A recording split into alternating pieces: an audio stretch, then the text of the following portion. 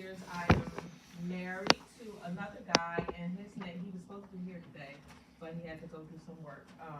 But his name is Sean as well, so I'm married to a Sean. So, and we spell our same names the same way. So I typically call myself Sean Marie. When I met him, he was a realtor as well, so we were Sean and Sean. And he's back in the real estate game again, so I'm married to a Sean. And I have 4 children birthed from me, but we are a blended family, so I have 9 children altogether. So, yeah, I did not birth all 9, thank you. But I have 9 children, and I'm just here to share with you how to be a homeowner. And if some of you are homeowners, you know, that's fine too. My goal is to help people learn, especially in our culture, to help people learn how to own a home. So I do these at churches, I do them at HUD counseling agencies. I will come to somebody's family reunion and talk to your family about how to buy a home and help them build generational wealth. That's kind of my vision, just to help people learn how to purchase a home. So you have a bag on your chair, and in that bag is some pertinent things that I've been talking about. But the one thing I want you to pull out is the booklet, because I'm going to be going through the booklet, just to start us off. So, do we have any homeowners in here? Okay. So the first thing I want you to say, you're a homeowner? Okay. The first thing I want you to say, if you're not a homeowner, I am a homeowner. I am a homeowner. Because guess what?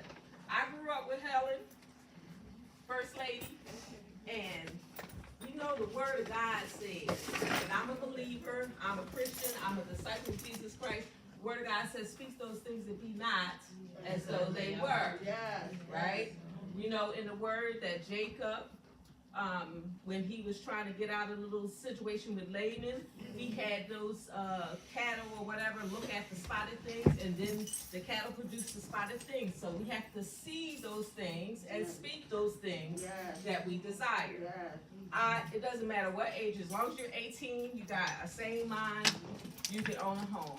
I've worked with clients. I actually have a client that they're retired. They own a home, but they're ready to buy their forever home. So it doesn't matter what age you are. I've worked with several retired people that have wanted to purchase a home, or older people that wanted to purchase a home. So it doesn't matter what age you are.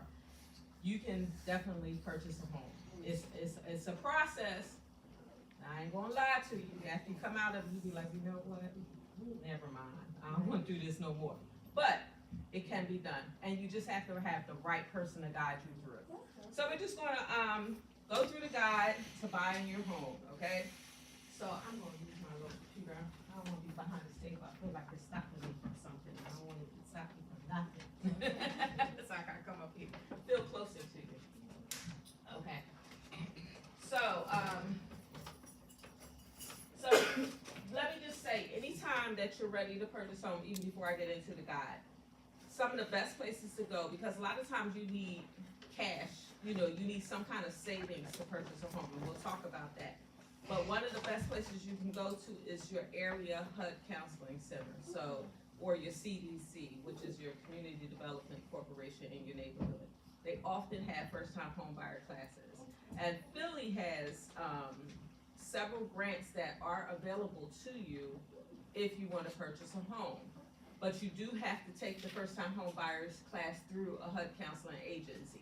And what they do is they, teach you the financial parts of it, look at your budget, pull your credit, and help you get ready to purchase a home. And then oftentimes you have to sit in another class like this, and the HUD counselor teaches for a couple of hours. I think you have to have like 8 hours. So the 4-hour class is the HUD counselor teaches for like maybe an hour and a half, 2 hours. Then she brings a realtor, or he or she brings a realtor or a lender.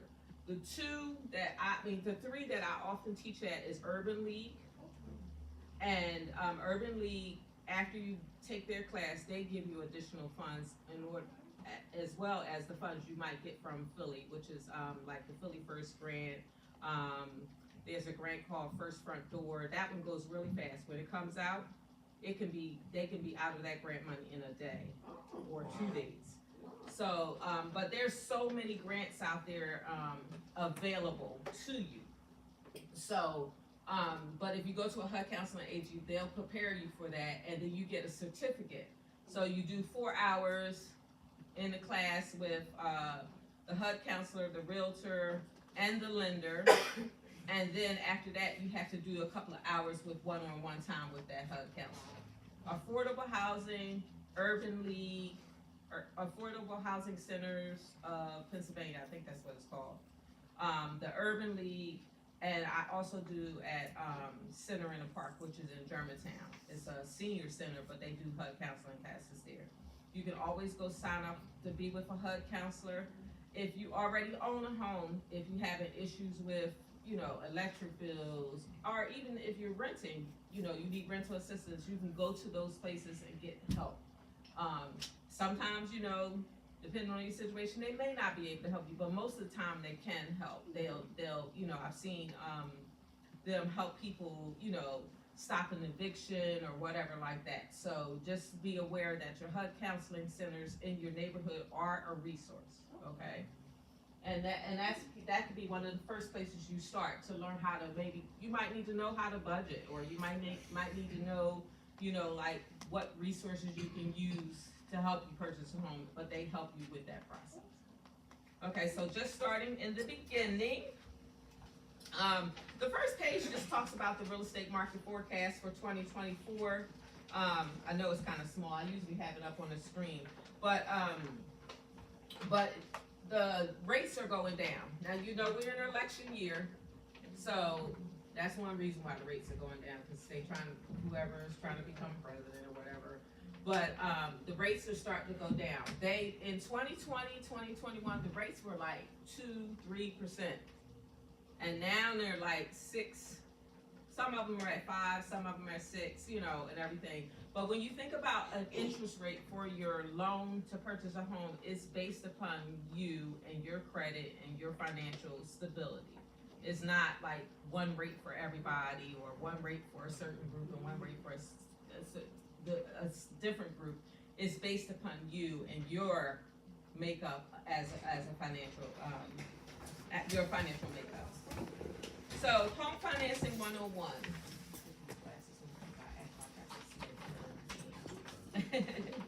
So, when you go out, after you do a HUD counseling class, and they say you're ready to purchase this home. What you're going to be looking for is like, what's the best loan for me? Come on in. You're going to be looking for like, what's the best loan for me? What are your closing costs?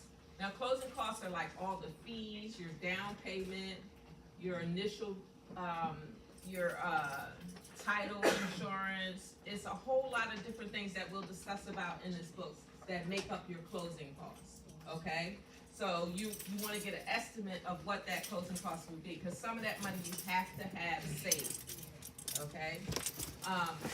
Are there any special programs available? So some, after you go through the HUD counseling, and you might get a Philly First grant, or a First Front Door grant, or PFHA grant, whatever kind of grant. Some lenders have additional grants.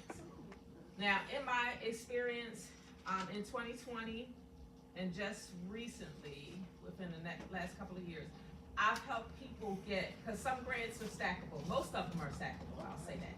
Most of them are stackable, but in 2020, I helped a young lady who only was qualified for a $100,000 house.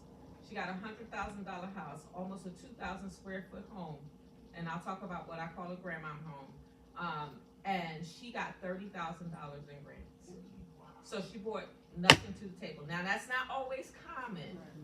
I'm not going to say it's like a guarantee, but if you do the work and you get the grants, she just had several grants stacked on top of each other. And just recently, I had another young lady that had about $30,000 in grants, and she brought nothing to the table. So it is possible. It's definitely possible. But you have to do the work. I will stick. I've had clients where I've worked with them for 3 years, for a long time. They be like, I'm ready, and then they not ready. Then I'm ready. I'm that realtor. I stay with you. but you gotta do the work. I can't do it for you. I can't do it for you, okay? All right, so the other thing you wanna find out, what mortgage rate do you qualify for? Interest rate.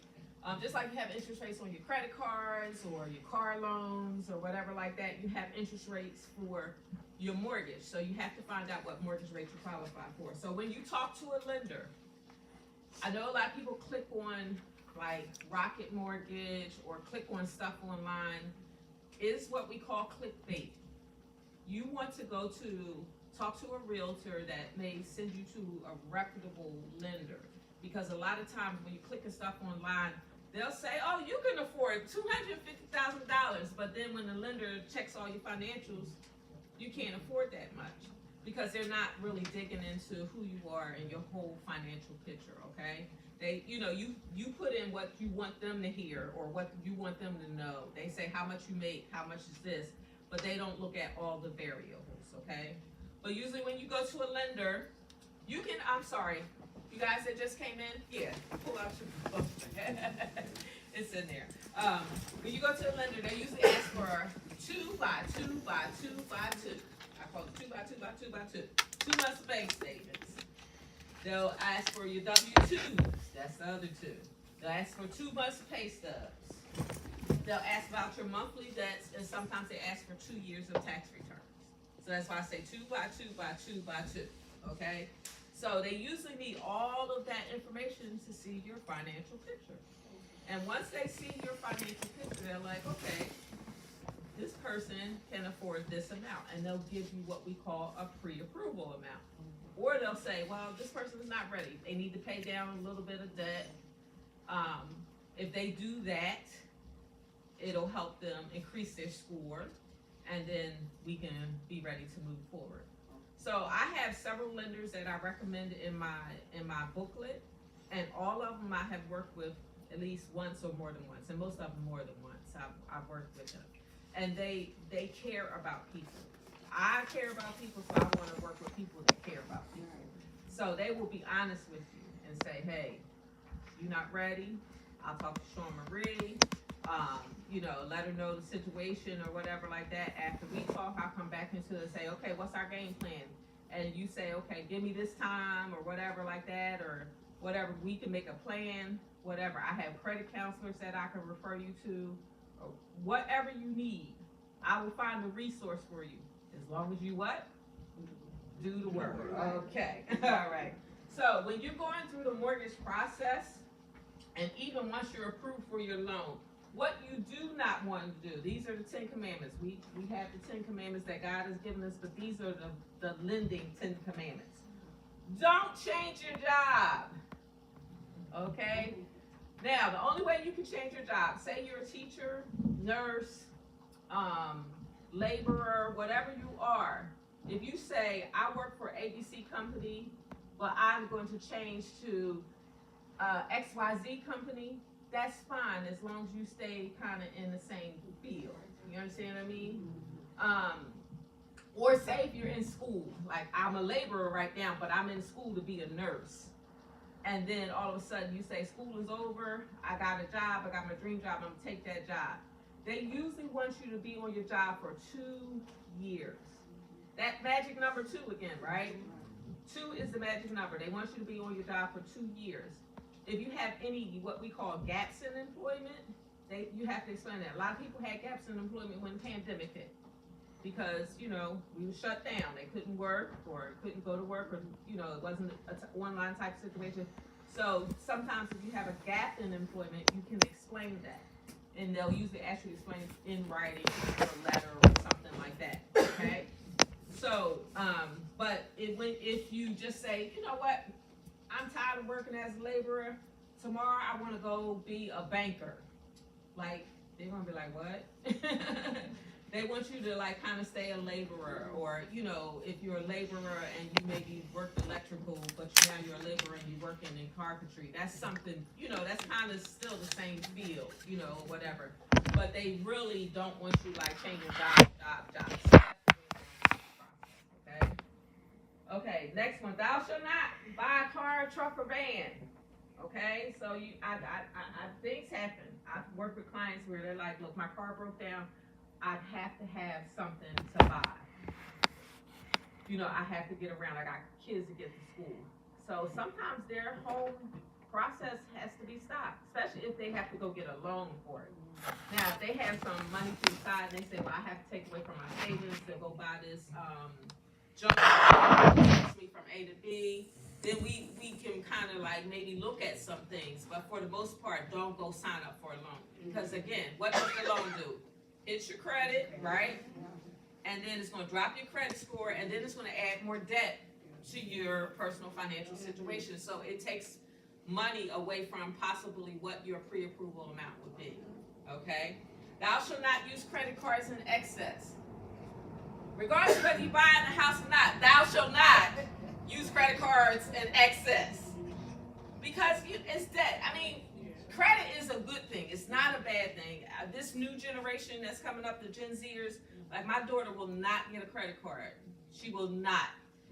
But it is a good thing because you need credit. You really need credit to do things in this world. But she's so afraid, you know, like she's going to go in debt. She's not going to be in control. She won't get a credit card. But you do need credit. It's just how you use them. So when you're going through this process, do not use your credit cards in excess. Don't do that. Okay, thou shalt not spend your closing money. Okay? So that money you saving, and then all of a sudden, you're like, ooh, that's a nice piece of furniture, or ooh, that's a nice dress, or ooh, that's nice, or whatever your ooh is. Don't spend your savings money. Keep that in a separate account, especially for your house. If this is the house account money, so I can go to closing and I can buy my house, don't spend that money.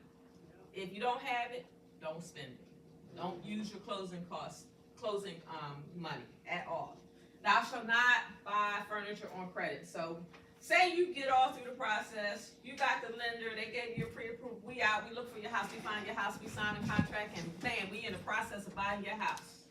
You see your furniture, like, that's gonna be nice. Do not buy it right then and there. Don't do that. Don't buy it on credit. That furniture will still be there. It is, I promise you. It's gonna be there, so don't do that while you're buying a house. Okay? Don't co-sign. Now, I can talk to church people because I'm a church person. The Bible say don't co-sign. What's that scripture? Proverbs something. It's in Proverbs. Do not co-sign for people. Because what? Their debt becomes your debt. If they falter on their debt, that's all your debt. Okay?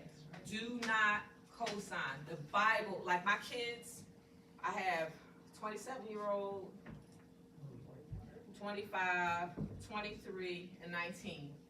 And my two oldest kept coming to me, Mom, can you co-sign for them? I love my kids. I will die for them, but I will not co-sign for them. I just won't co-sign for them because I know, first of all, they were like 20-something. I wasn't super responsible at 20-something. I was responsible, and they're pretty responsible kids, but, they're kids, or young people. I try not to call them people. Young people. But also, I would just take them back to the scripture. They know me. They know their mother. What do the Bible say about co-signing? And they'd be like, oh, okay, Mom, thanks anyway. Do not co-sign for people, okay? Because that becomes your debt, okay? All right. Thou shalt not change banks, okay? So if you have all your money in TD Bank, you don't want to just all of a sudden take all your money out of TD and put it in Bank of America. Because what when you're going through the home buying process, the underwriter is asking for your bank statements, and then they ask for them several times because they're kind of checking to make sure like you're not doing some of these things, right? Making sure the money that you say you have is still there. So if you all of a sudden change from TD to Bank of America, they're gonna be like, what's going on? Like the money has to be what we call seasoned. So if you get an inheritance tomorrow and say, hey, I'm ready to buy my house, like that money has to be seasoned in the bank for at least 30 days. So if you just take TD and throw it into Bank of America, you just started the clock again because that money is not seasoned in Bank of America. It was seasoned in TD, so you don't want to change banks. Thou shalt not omit debts from your loan application. So I've seen people get all the way up to, honest to God, the week or the day before closing, and the bank pulls their credit again, and boom, something pops up on their credit. That was old. So any debt that you think you have, disclose it. It may not pop up, but I've seen it happen several times because you might use, who use Credit Karma? Credit Karma, Credit Sesame, Kickoff, all these kind of credit little apps and stuff like that. The best one to use is the one by FICO. The honest goodness is a little bit expensive, but Credit Karma is free, so most people use Credit Karma. They are consumer, again, what we call clickbait app. They say, you're doing wonderful. Your credit score is 700. Don't you want a credit card? That's what they do. That's what Credit Karma does. But when the bank pulls your credit, I promise you, if your score is at 650, it's 20 to 30 points less when a bank pulls it. Their pool is deeper. They're getting ready to give you $150, $350, $400,000 for a home. They want to make sure they can't find nothing, no debts, or if you got debt, they want to make sure they see that debt so they know that you're a secure person to lend this money to, okay? So try not to depend on your credit score. You can say it's around about this number, but again, the bank's pool is much deeper. Okay, so, and let them know about all your debts. Don't hide anything. Thou shalt not, because what I try to say is that during this process, the bank will be up in your business for about 45 to 60 days. After that, you can do what you want once you get your keys to your house. You want to go back in debt, have a ball. But while you're going through this process, they're in your business. So they're going to ask, people often get frustrated. They're going to ask for things over and over, and it's going to be the same thing. And you're going to be like, I just sent that to you. Sorry, we just need to check. So they're in your business for this amount. I'm in it a little bit, but the bank is a little deeper, okay? And if you're honest and just open about where you are financially, is the better way the lender and myself, we can help you, okay? Thou shalt not make any large deposit without verification. So everybody's on social media, Bank of America, one day people go to their bank and they go in their account and they got $0 and they know they just got their paycheck or they just got their tax return or whatever and the money is gone. So some people starting to consider, I'm putting my money under my mattress like grandma used to do. However, remember I said that money needs to be seasoned? So say all of you get an inheritance tomorrow from some great uncle Louis in New York City and he give you $1 million. You cannot just say, I mean, you can deposit in the bank, but you can't make large deposits without having the bank verify it. So the bank during 2008 when the real estate market crashed, people were buying houses, they weren't verifying income. It's a story in our industry about a stripper who had like 5 or 6 houses and she wasn't verifying nothing. All her money was coming from, what they get on the pole. And she had 5 or 6 houses, but nobody verified her income. So she was making large deposits, or even if drug dealers, like sometimes they not putting their money in the bank. So if they all of a sudden put $10,000 in the bank wants to know where that money came from. Even if your aunt says to help you purchase your house, they have to go check your aunt's bank account information. So if that your family gives you to purchase a house, they have to be in that person's business for a minute because they need to know that this money is not for criminal activity or anything like that. So if you make a large deposit or you have all of a sudden you get a bonus on your job and they give you like a $5,000 bonus and it wasn't originally on that bank account statement, you have to call the lender and say, hey, I have a large deposit. I need to make the large deposit. They may tell you to put it in a separate account and not make it a part of the process until it gets seasoned for 30 days. Or, or they might say, okay, well, every 2 weeks put $1,000 in until we get through this process. And then you can explain where the money came from. Okay? So thou shalt not originate any new credit. So while you're going through this, don't open any new credit cards. Don't buy that furniture. Don't buy a car. Just don't do anything on your credit. Just chill out so you get your key. The goal is the key. So you can walk into your own place. You know, you don't have any landlord telling you, oh, I can't fix that. or just being a slumlord. You don't have to worry about it. It'll be yours. You have the responsibility. It will be all your responsibility. Oh Lord, I turn off my phone. It'll be all your responsibility to, excuse me for a second, I'm sorry. Okay. It'll be all your responsibility to do whatever in the house. But I got a solution for that too, so don't worry, okay? Because some people get nervous. They be like, well, all I have to do is call my landlord and he come and fix whatever. And now, like, if the pipes back up, that's my responsibility? Yeah, it is. But I got solutions. I'm the solution lady, okay? I'm the resource queen. I will find a solution, okay? By the grace of God, I will find a solution. So the next page is just some recommended lenders. Like I said, they all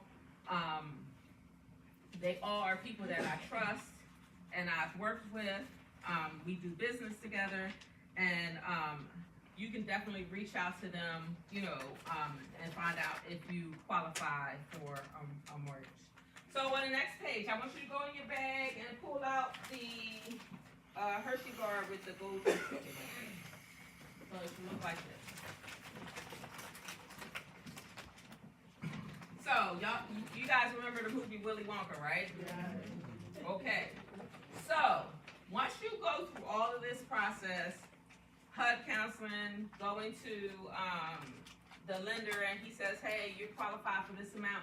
Your pre-approval is your golden ticket. It's like your wallet, like this is what you're eventually trying to get to, a pre-approval. Now, there's something called a pre-qualification, and then there's something called a pre-approval. You want a pre-approval, not a pre-qualification. Pre-qualification is, like I said, when you click on Rocket Mortgage online, and they be like, you're qualified. You're qualified, but they haven't done the deeper dive. The pre-approval starts the deeper dive. And then once you get approval, it's even a little deeper of a dive. But this is really said, we really checked this person out. They are qualified. They are ready to move forward with a home purchase. Pre-approval gives you an amount that you're qualified. You're approved for. So it could be $250,000 for one person. It could be $175,000 for another person. Like I said, it depends on you personally, what your financial situation is. But this is your golden ticket to move forward. Okay? All right. So in your bag, the next thing, hopefully I got the right thing. Yes. So before, I don't know if anybody watches the news and heard about the real estate industry. It was a big lawsuit this year. Some sellers sued the National Association of Realtors about commissions and said that, they said they were forced to pay 6% and pay the buyer agent.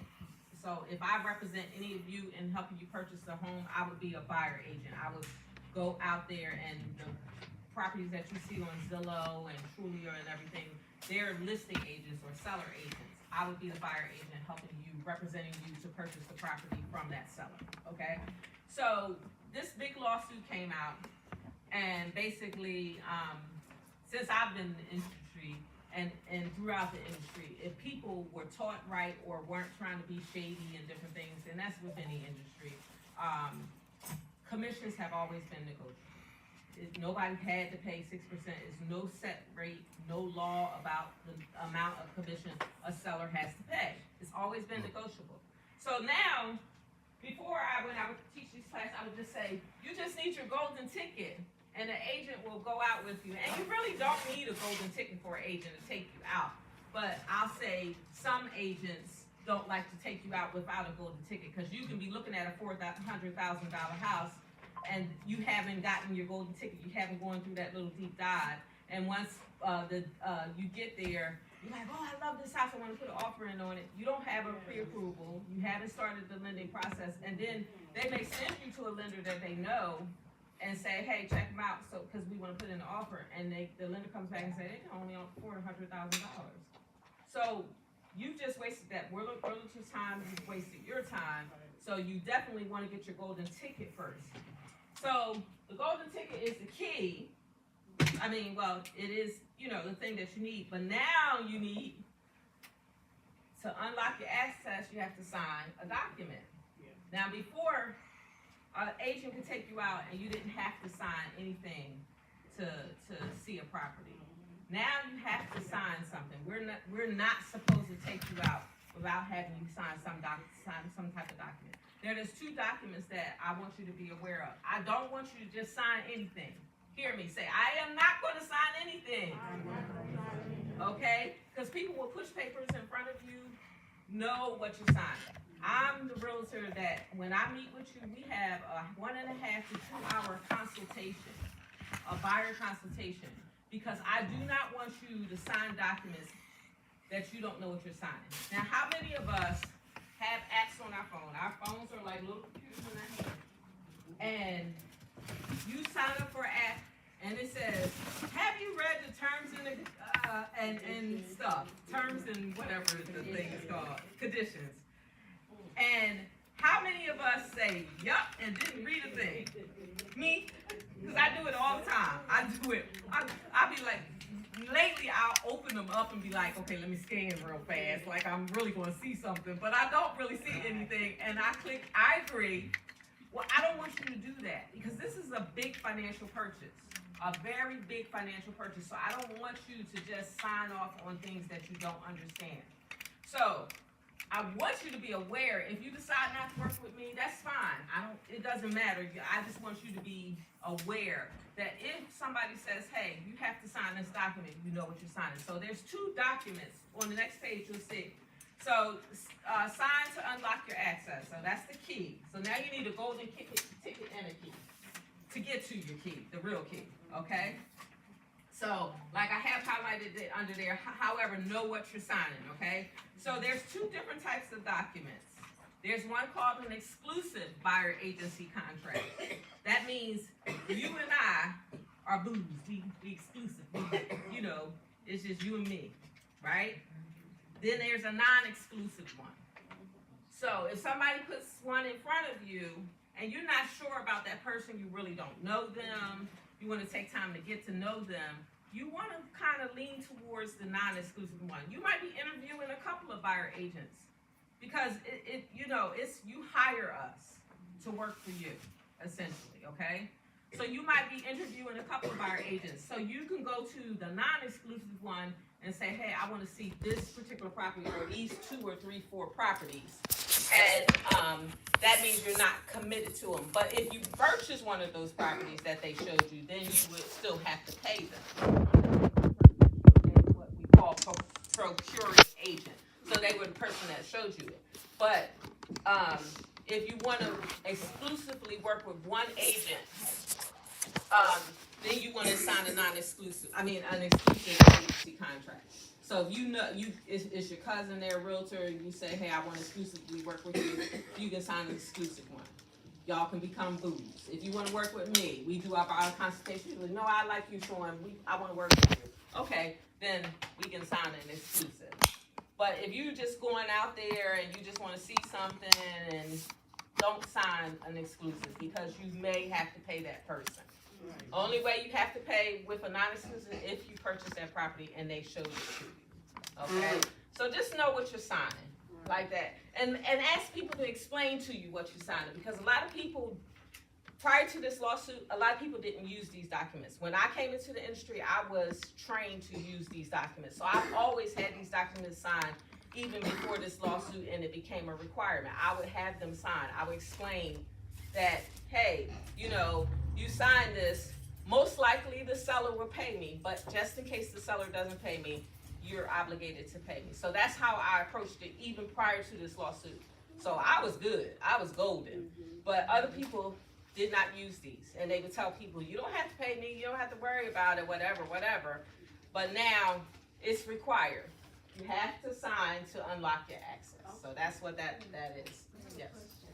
So if I'm looking for a house and I haven't identified an agent yet, Mhm. once I do, will they give me the option of an exclusive or non-exclusive? They should. They should. They Okay, so we should. should ask that. Right. So it's not gonna be either or.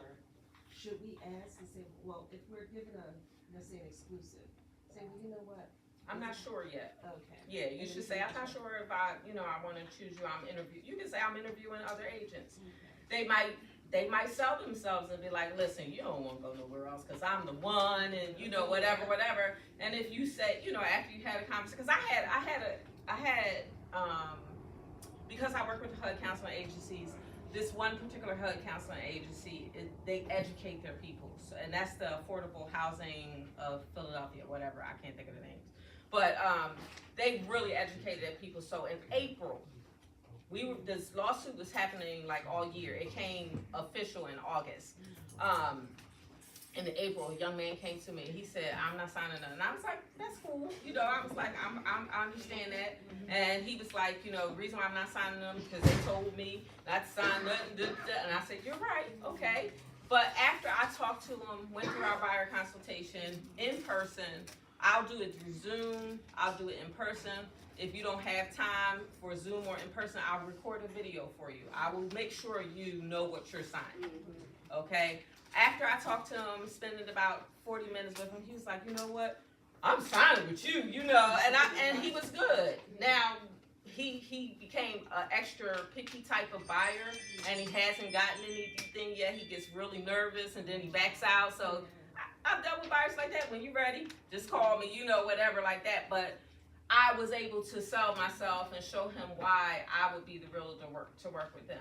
They should at least do that. Like some people be like, okay, well, fine, and walk away from it. They might not say those words, but they might not pursue you anymore. Yeah. Like I didn't really pursue him. I was just saying, hey, you were recommended. I was recommended to you. The person that recommended you knows how I work. That's why. And he was just like, I'm not signing. I was like, okay. And I ain't pressure him. I just finished my consultation, and then by the time we got to the end, he was ready to sign.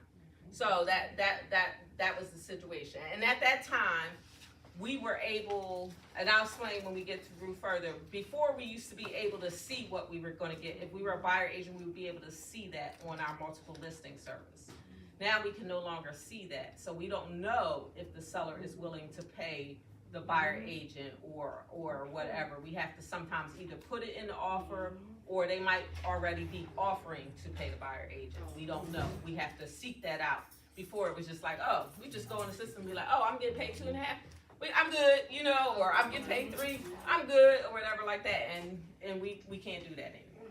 So we really have to negotiate with them. Sorry, one other question. Mm-hmm. Since you mentioned that, how will, since the agent's fee is negotiable, Mm-hmm. how do you negotiate that? Like, we had sold our house a few years ago. Mm-hmm. We were told what that commission fee was. Mm-hmm. We didn't. So how would you know that you're able, or that you have the freeway to? How would you address that? Like, You know it today because I'm telling you. And commissions have always been negotiable. They have never not been negotiable. If really, like when I go to a seller and I show them numbers. If they know what number they need to walk away with, like I'm selling this house, I have this number, this is what I need to walk away with. Okay. I gotta figure out my commissions in the midst of that. Now I might say I want my 6% or I want my 3% or whatever like that. We would talk about that. But if they say, you know what, if I give you the whole 3%, I'm not walking away with my number. Then we got to talk about it. We got to figure out a different marketing strategy or whatever like that. So that's, but it's always been negotiable.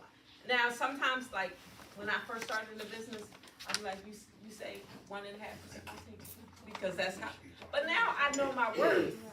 So I'm going to say, okay, pay me my 3%. I'm going to get your property sold as quickly as possible, and I'll do whatever I need to do to get your property sold and try to get you the max number that you need.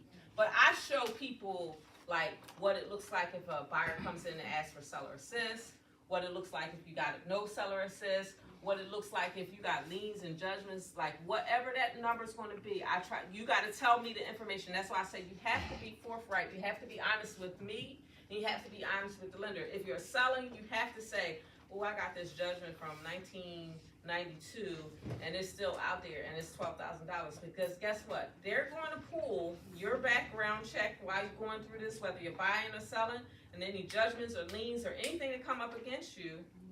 On the buy side, it can stop you. If you have a bankruptcy, it can stop you. If you haven't paid or you have a judgment or lien, sometimes you have to clear that stuff before you purchase a home. If you're selling the home, you have to clear that stuff before you purchase the home. Water Department, Philadelphia Revenue Water Department, and the gas company, Philadelphia Gas Works, you're going to pay that bill before you get your money. Especially if you're selling. You cannot sell a property in the city of Philadelphia without paying that bill. They're going to take their money out of your money before you get your check. That's if you're selling. Okay? If you're buying, okay, it's fine. It's fine. But if you sell that property that you bought, they're going to catch up with you. Trust me. So just think about all that stuff. But anytime you're working with an agent, all commissions are negotiable. Like they might not be able to work with you because if I don't sell a house, whether I'm helping you buy one or I'm helping him sell one, my family don't eat though. It's like, yes, they do. but really, my husband and I, we're full entrepreneurs. He's a contractor and a realtor. I'm a realtor, a broker. And this is how we make our living. So for me to say I need that 3%, I'm going to convince you why I need it, and then I'm going to do what I need to do to make sure that you are able to get the highest sale price, or I'm able to get you in that house so that I can live and you can have the house that you desire. But if we can't come to a agreeable term, then it may not be for us to work together. You might be able to go to a different company that where they sell for 1% or something like that. There's companies out there like that. It's a lot of people out there, but just know that you don't have somebody say, well, you got to pay me 4.5%. What? I don't have to do anything, but love Jesus and die. That's all. But all commissions are negotiable. So just know what you're signing, and then make sure you have people explain it to you, because a lot of people don't know the contracts, and that's the most important thing. So the next part is just the home buying process. Sorry it's so small, guys. I'm sorry. So you got your golden ticket.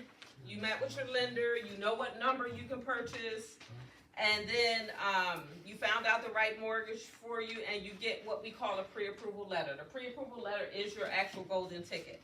So what I do after I do my consultation with you, you let me know in that consultation. I send out like a buyer questionnaire, and you tell me all the things that you would like in the house, what part of the city or suburbs you want to live in, whatever. If it fits in that price range, I'll set up a search for you and send it out to you. Now, there's times people have put on their wish list everything. I set up the search for them, and guess what? Nothing comes back.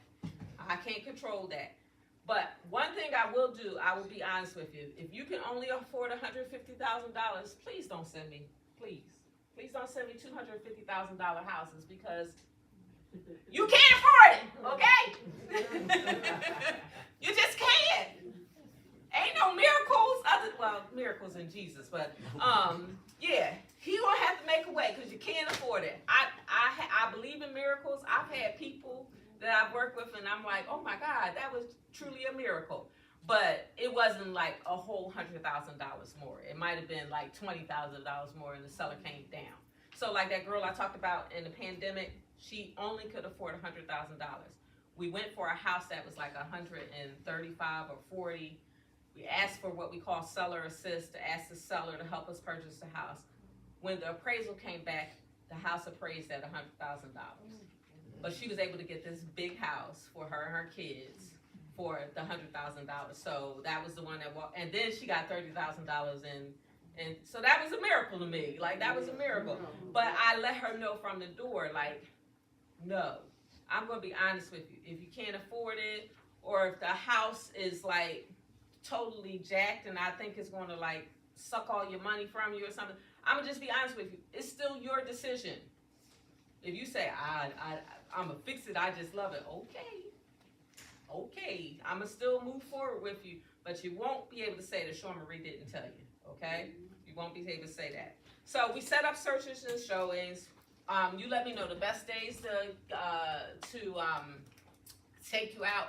We go out on those days. I try not to do more than 4 houses in a day, because people, like when I first started a business, people be like, I want to see these 10 houses, and I'm driving all over the city of Philadelphia or in the suburbs somewhere showing them 10 houses in one day. And they overwhelmed, I'm overwhelmed. I got a checklist, but I'm like, I don't remember what was in that house or that house. So I try to do like 3 to 4 houses, and we go out and take a look at it. We talk about it. You give me some feedback.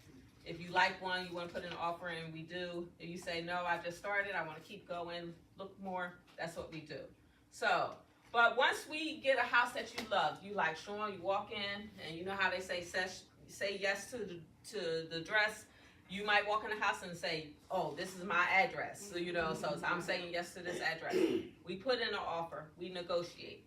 This contract is 14 pages. Okay, and there's a lot of terms in the contract, and a lot of them are negotiable. It's not just the price. It's the day that you close. It's how much money you're going to put down to convince the seller to take it off the market for you.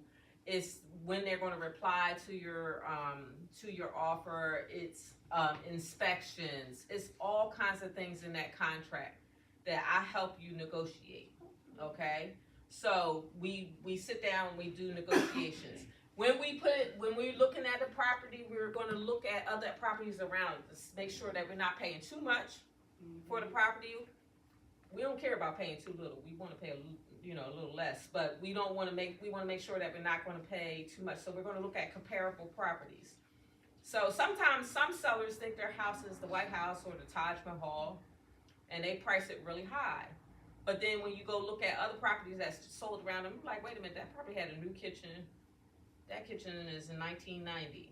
And then you look at the bathroom, you be like, oh, that bathroom is 1950, and their bathroom is updated. But they want the same price for the updated one for this one. No, we're not paying that. So I would tell you how to take prices off for the bathroom, prices off for the kitchen, being that it's not updated. And we would present a lower price offer. Now, there are times where there is multiple offers. So if it's a popular property, it might just be in the right neighborhood. Like you can have like a grandmom house, but it's in the right neighborhood, and everybody be like, look, I come fix up that joint, because after this I buy it, this property, once I fix it up, is worth twice as much. So you might get a situation where it's multiple offers. We can't go down on the price. We got to kind of go up, or we got to at least be at the price so that our offer gets noticed, okay? But I take you through all of that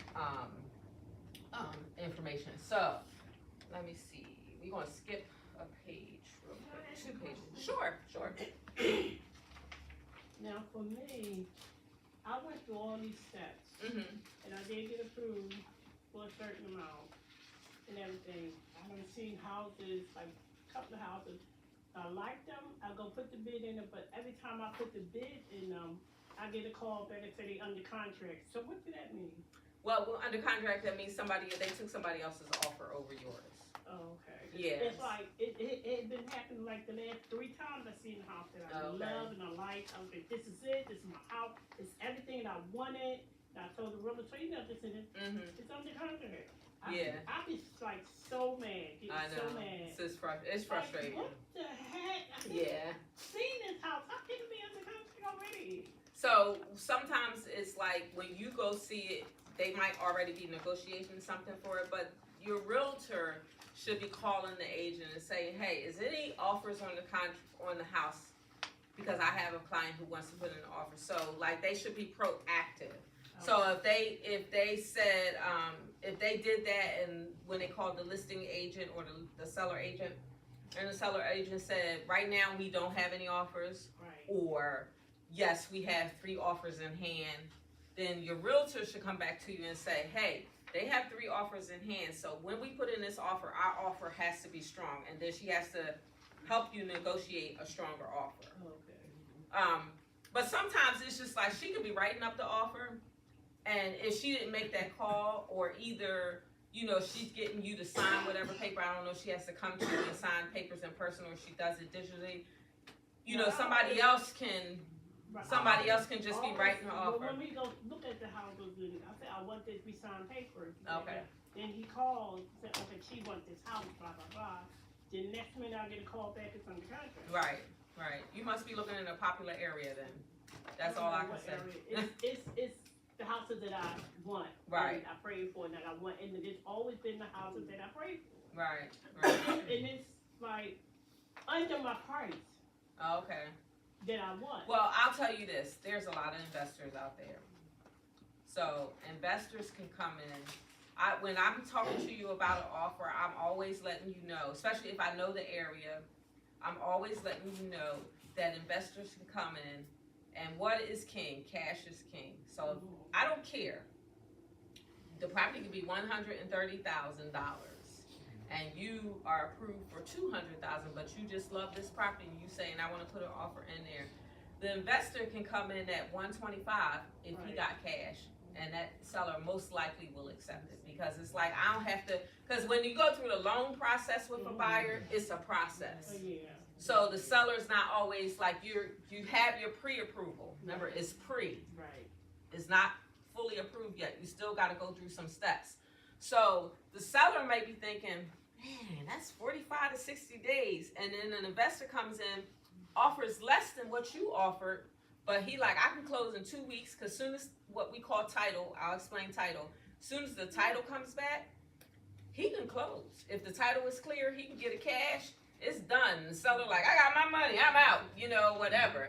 So when they're going through a process with a buyer who has to get a loan, it's just a longer process. And then I can say it's guaranteed if you're good financially, but really nothing's guaranteed per se. But that's it might be cash offers being presented. But you should tell your realtor to ask that question, like what beat out our offer, or you know, or he should really, like I said, be calling and saying, hey, are any offers on, like if I know a person likes the house, I call the agent and say, are any offers on the house?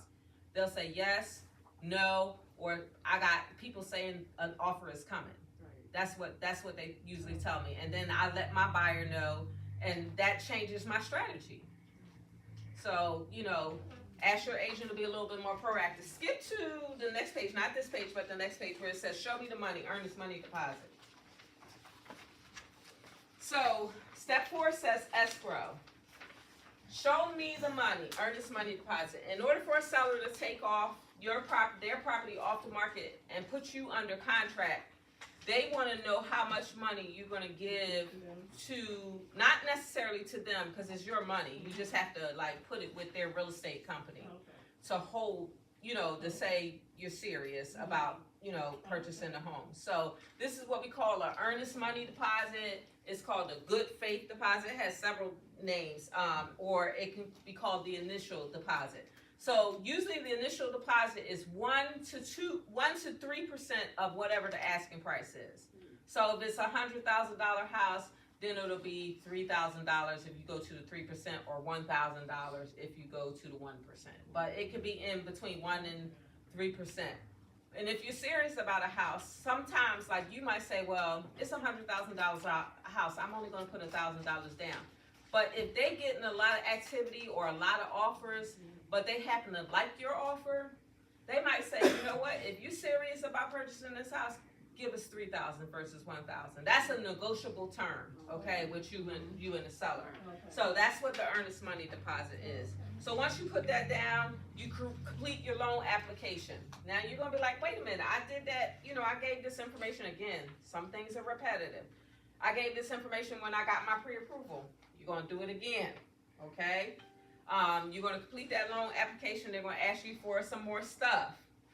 Like you might have already gave the 2 by 2 by 2 by 2, but they might ask for it again and some additional things, okay? I'm not a lender, I know the process, but, you know, sometimes they ask for stuff I'm not even aware of. So, depending on your financial situation, okay? So, then we go to inspections. Now, inspections. There, and on that next page, it says, after the escrow, show me the money, it says, for your protection, get a home inspection. Okay? As an owner-occupant, now if you're an investor, you can kind of say, hey, do I want an inspection? No, I'm probably going to rip everything out and start all over again. Or if you're owner-occupant planning to live in the property, you want to get an inspection. Yes, sir?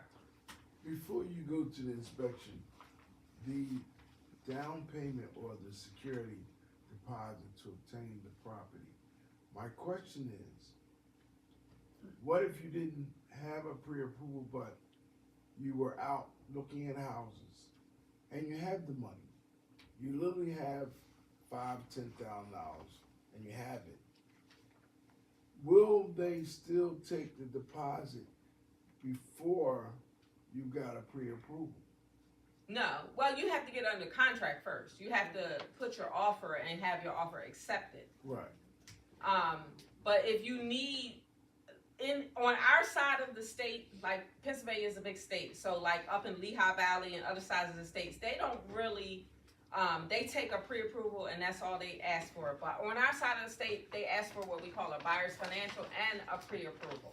Okay, buyer's financial is a real estate form that we have you fill out that kind of just shows, like, it's like almost like a job application to a certain extent, but you show how much money you have in the bank, you show any liabilities, if you got any car notes, if you own any present property, and then also you show 2 years of work history. So that's the buyer's financial, and then you have the pre-approval. If you go and look at a house, and then you write up an offer, and they accept your offer, and you need lender's money to get it, you have to show that pre-approval, because how is the seller going to know that you're able to purchase it? Like you can't say, well, I'm gonna just go get a lender, because you might not make it through the process. The pre-approval is, like I said, remember what we call a pre-approval? Your golden ticket. It's like your golden ticket. It's the beginning of the process to your approval. So having that pre-approval just puts you in a better position. It's not necessary all the time, but it just puts you in a better position, because then the seller gets to see the full picture. Like when I present a offer to somebody, I have a certain way I present it. First of all, you're not just going to open individual documents all together. It might be like a 40-page document, but you're going to go through each page so you can see that my buyer is qualified for the situation. So I'm going to have your pre-approval letter first. I'm going to have your buyer's financial.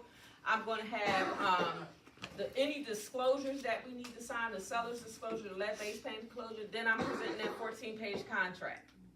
So I'm showing a picture so that they can see, oh, this buyer is really qualified and they can purchase a home. Now, if I'm selling the house, like say I'm selling the gentleman's house right there, and I'm presenting an offer to him, and I got you coming to me, and yeah, you got money, that's nice, but you still need a lender to help you. You don't got all the money.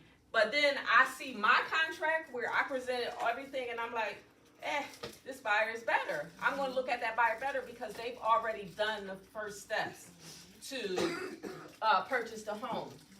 Cash is king, but cash is king only if you have all the cash. If you only have part of the cash and you still need help from somebody else to get the cash, then you need that other person that's giving you that cash to say, hey, I'm solid with giving this person this amount of money. And that's what the bank does. It says, I'm serious. This person is serious.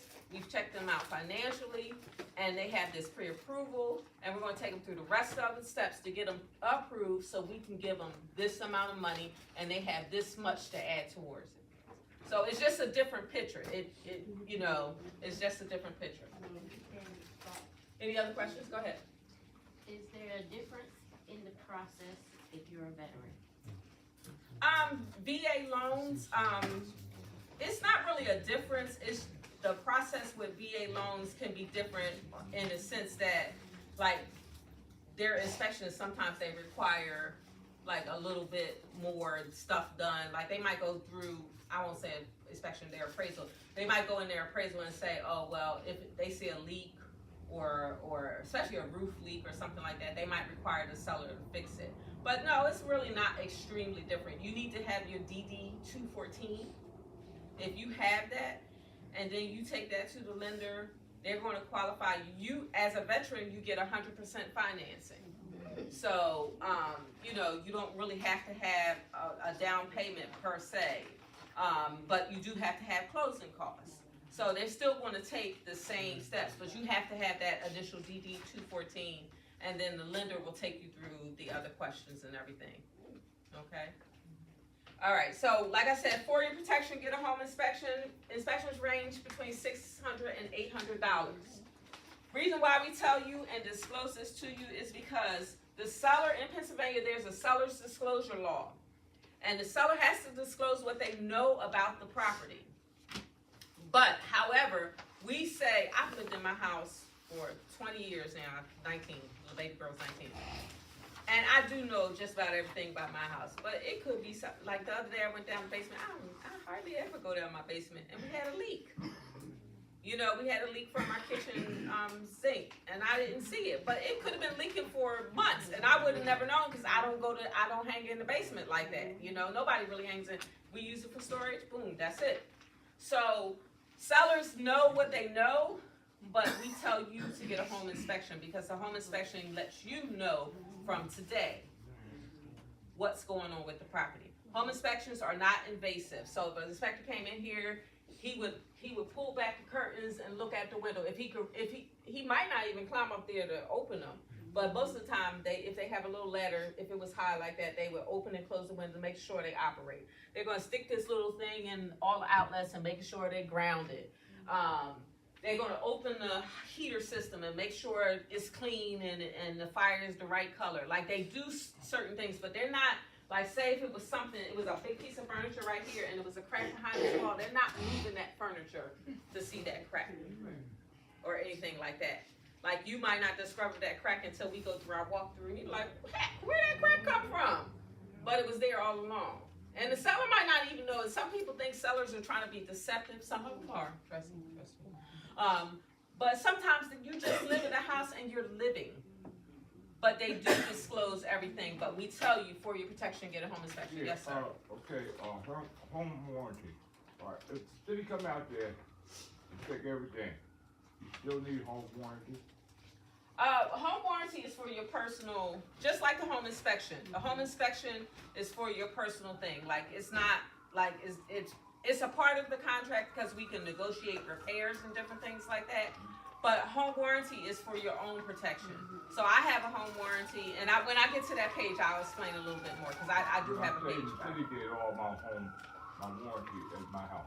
Say that again. The city did all my warranty at my house. Okay, so did you go through one of the repair programs in the city? Okay. And I want to know, do I still need home warranty?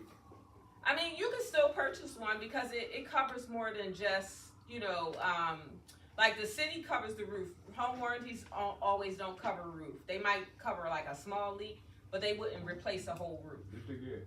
I said the city did, but not a home warranty company. Right. So that's why I'm saying, let me get to that page and then I'll explain a little bit more, okay? Okay. So for your protection, get a home inspection. So when you get your home inspection, you'll get a report. Sometimes it's like 25 pages. Sometimes it's like 60, depending on what's going on in the house, okay? They check all the systems, all the areas of the house. And when the report comes back, we review it, and you can ask for repairs. You can ask the seller to repair some things, and that's a part of our negotiation. But the key part about this section, we have a 10-day, sometimes I might extend it to 12-day inspection period. If that report comes back and to you, it look crazy, you got that 10 days to get out of the contract. Be like, you know what, this is too much, I'm out, okay? That's when you get out the contract, and remember that initial deposit that you put down? You can get your money back, move on to the next house, okay? All right, so this section, when we get to this section where you work with me, I'm a little extra. I'm like, listen, we need to make a decision. Are you moving forward? Are you staying?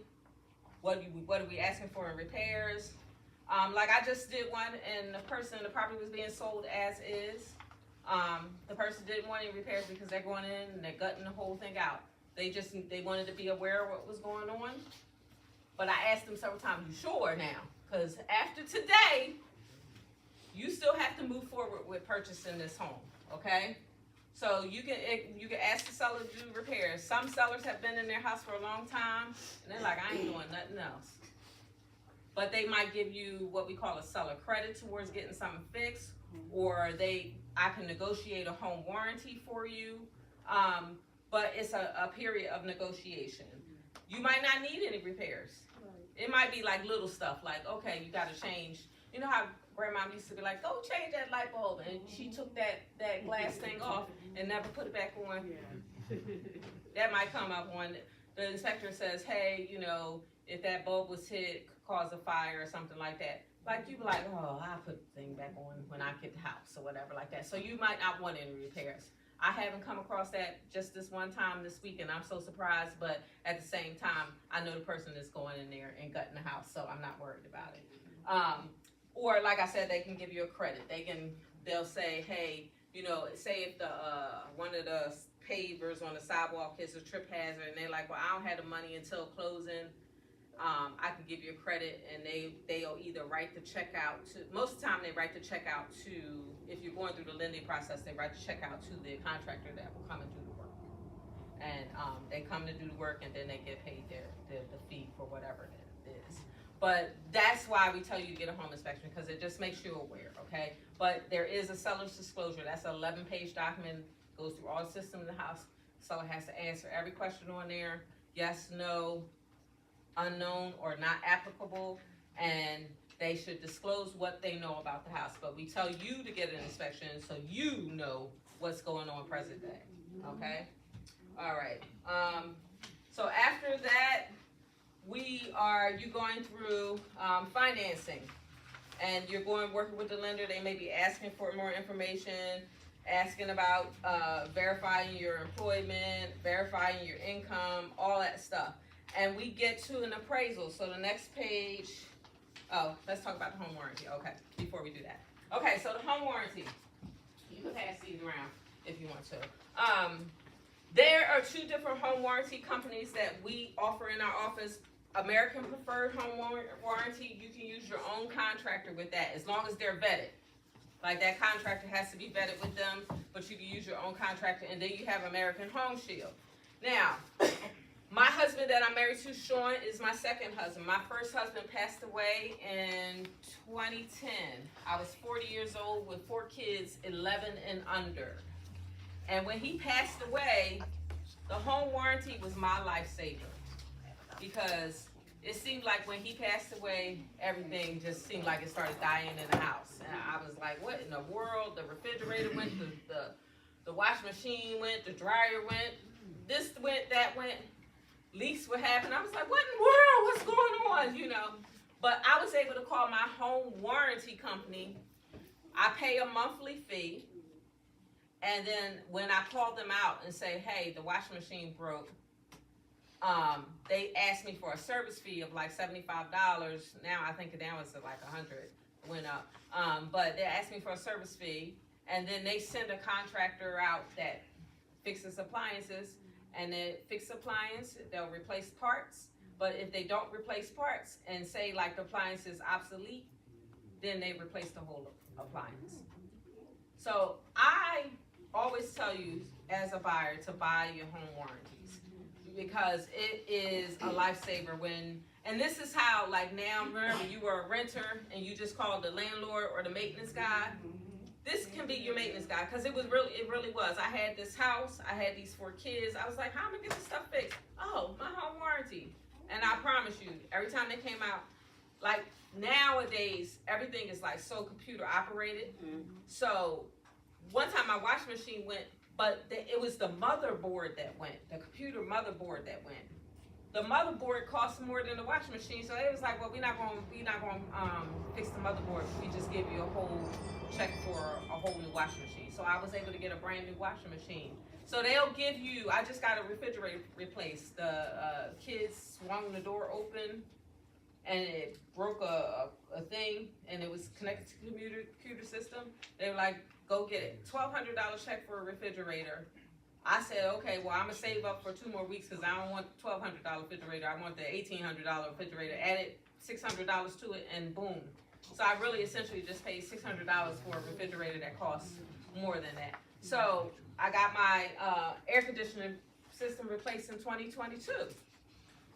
Same thing. My air conditioning system would have cost like $20,000. I paid $5,000 for it. So they'll either, like I said, replace the whole thing and it costs you nothing, or they'll give you the money towards it. So it's definitely a lifesaver. I suggest that you buy it. And sometimes if the seller during this inspection period does not want to do anything, I'll negotiate it for you and have them pay for it, and at least for a year, and then the years after that will be your responsibility. Okay? Does anybody need a break? Need to stretch your legs? Yawn for a second, whatever. It's water in your bag. You can eat your candy bar. It doesn't matter. Just save your golden ticket, put it on your refrigerator. Save your key, put it on your refrigerator. Make it a visual tool to help you get to the goal of purchasing your home. But if not, I'll move forward. We good? Everybody good? Okay. So just going back to the other page, we were talking about appraisals under financing step number 6. We ordered an appraisal. Now appraisal is after the home warranty page. It says what will the property be worth? Okay, so appraisal tells you the value of the property. It looks at the neighborhood, the condition of the property, the age of the property, the market that it's in, and then the improvements that have been put on it. Appraisal tells you the value. It's not an inspection. They send out an appraiser. He looks at the property. He looks at all these conditions down here, and he says this is the value of the property. We want the property to appraise at what we put the offer in. So say if the property costs $200,000, we want the appraiser to come out and say this property is worth $200,000. If it's worth $200,000 and the appraiser comes out and says it's worth $200,000, we got a thumbs up. Now, say if the appraiser comes out and he says this property is worth $250,000, but you only paid, we put in an offer for $200,000. Guess what? You just bought your property at a discount and you have $50,000 in equity. Okay? So that's a good thing. We get another thumbs up.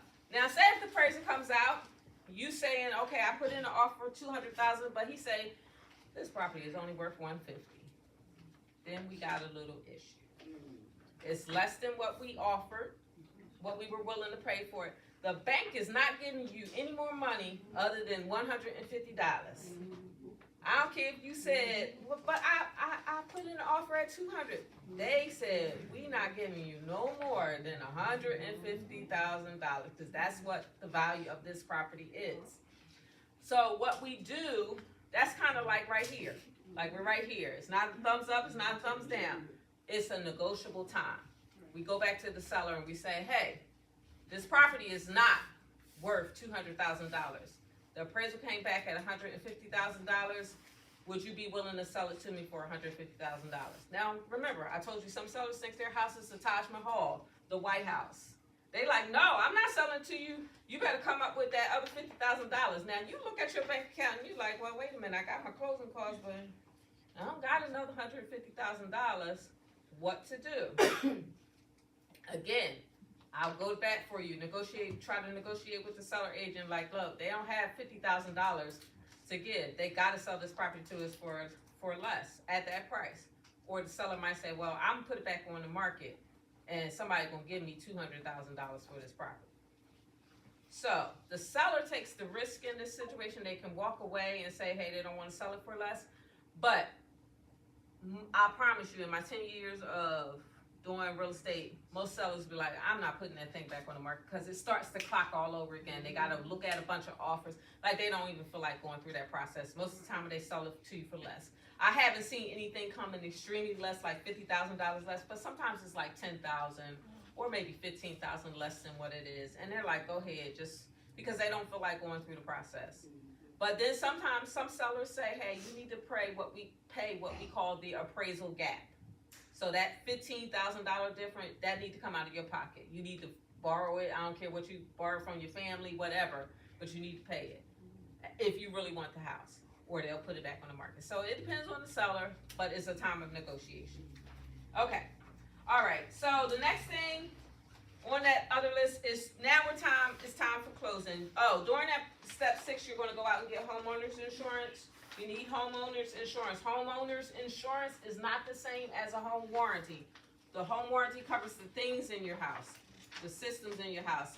Homeowners insurance is like if you have a flood, hurricanes, and roof gets snatched off or something like that. It covers theft and different things like that. It's totally different. Homeowners insurance is not home warranty, okay? And then what we're waiting for in that step is to receive what we call the clear to close. We're waiting for the lender to say everything is good financially, everything is good appraisal-wise, everything is good everywhere. We are ready to close on this property.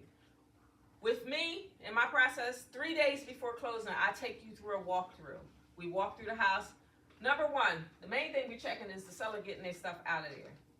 Because I promise you, some sellers, especially if they've been in the house for a long time, they're like, oh, they need that couch, they young people. Or, oh, I don't feel like taking that. They can have it, and they don't take their stuff out. And then that becomes your responsibility for getting rid of this stuff. So you want to make sure they're starting to clean out their stuff, get rid of everything that's going on in the house, and making sure if we ask for any repairs, those repairs are done, okay? So that's what we're going back and check for. We're checking for all that. Make sure we're running water, make sure we're not seeing any leaks or anything like that when we go through this first walkthrough. The second walkthrough is the day of closing. I send you to closing, I go back to the property and make sure, say that 3 days before they hadn't finished something, make sure that was finished, make sure everything is out the house. And then basically you sign your papers and you get your keys, okay? So, but before even you do that, I just want to talk to you about the ring pop in your bag. So when you are going through that process with the lender and he gives you that clear to close, it's the mortgage company literally getting on one knee and saying, will you marry me for 30 years and pay this mortgage due? So that's why the ring pop is in your bag, because they're committing to you. They're giving you your official approval. You are approved for this loan. We're ready to move forward. Please marry me for 30 years and pay this bill. Every month, first of the month, up to the 15th day. After the 15th day, you're late, you're going to get late fee. And then don't be late too much, okay? But they're committing to you. So that's why the ring pop is in your bag. So they ask you to marry you. You sign some documents, you get your money, you get your house, okay? So we're almost done. I don't want to keep you too long. So I just want to let you know how your mortgage is made up. Your monthly mortgage is made up of 4 things. You have your principal and interest. You have your taxes, which is whatever the city taxes are. The real property taxes in the city are. It could be different wherever you live in the city. And then you have your homeowner's insurance. Your mortgage payment is made up. You'll see a little example down there at the bottom. That's how your mortgage payment is made up.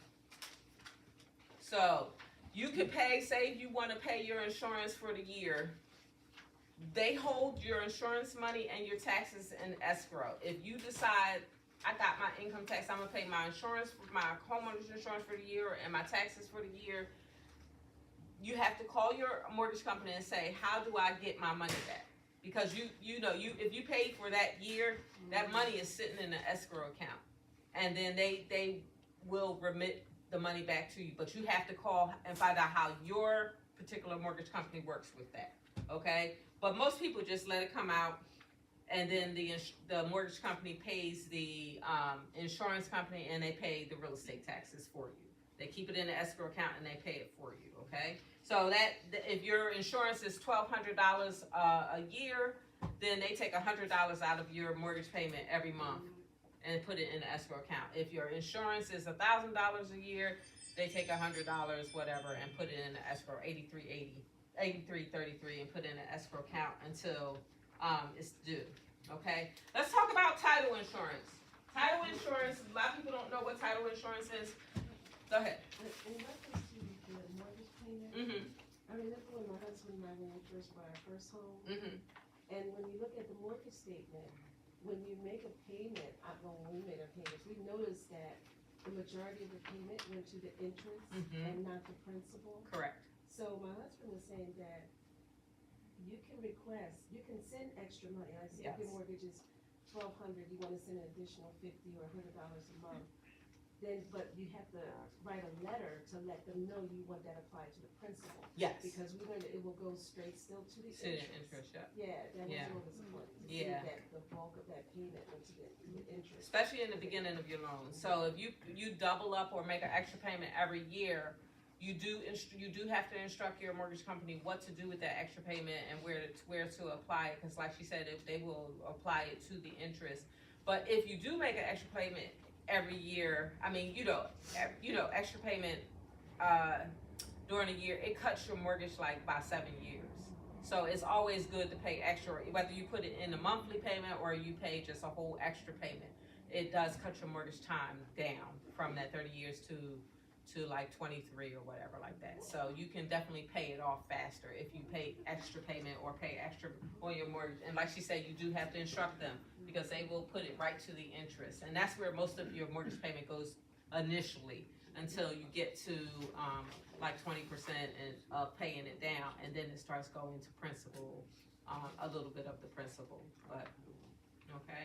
So title insurance is something that we have to get done when we're going through the home buying process, and title insurance, it protects you from the time that you sign the papers at closing to get your key back, okay, back in the past. It does not protect you in the future. You can buy a policy, which we call an enhanced policy, to protect you in the future, but it really protects you back. So in case cousin Boo Boo come up and knock on your door 5 years later and be like, my grandmom said this was my house, what you doing living in it? You be like, what? You can call your title insurance company and say, hey, I got this person claiming that this is their home and that grandmother said that it was. They will do a claim, search through the title to make sure cousin Boo Boo name not on it, or if it is on it, then they have to do something. I don't know exactly what they do, but they have to do something. or either it could be a judgment or a lien. Like somebody, one day, sometimes judgments and liens, they can sit out in courts forever. And somebody comes and says, hey, you owe $50,000 to this company because you're now the owner of the house. Now, when they do the title search while we're going through the process, that stuff should come out. But sometimes it just escapes the process and something will come up later, but you have title insurance that protects you, that will go back and look and say, hey, this particular owner is not responsible for that. You need to go find the owner that owned it at that time. So again, it protects you from the time that you sign the paper and get your keys in the past, not forward. If you want the forward policy, it's an enhanced policy. You have to pay for that, and then it'll protect you forward. But title insurance is important. So it covers property claims, documentations errors. Some people, everybody got the name Jones or Bill Jones. One time I had literal person in. The father's name is William Jones, and I promise you, they do a background check on you as a buyer. They do a background check on the seller. It was 150 pages of William Joneses that lived at all kinds of addresses in Philadelphia. It wasn't even America. So imagine if it was America. And I had to go back to the seller at that time and say, did your dad ever live at this address? Because these William Joneses, it wasn't the same William Jones. So that's why we do a title search, because you want to make sure that no liens, judgments, or anything is against this property. Okay? So the next page is just some key terms to know.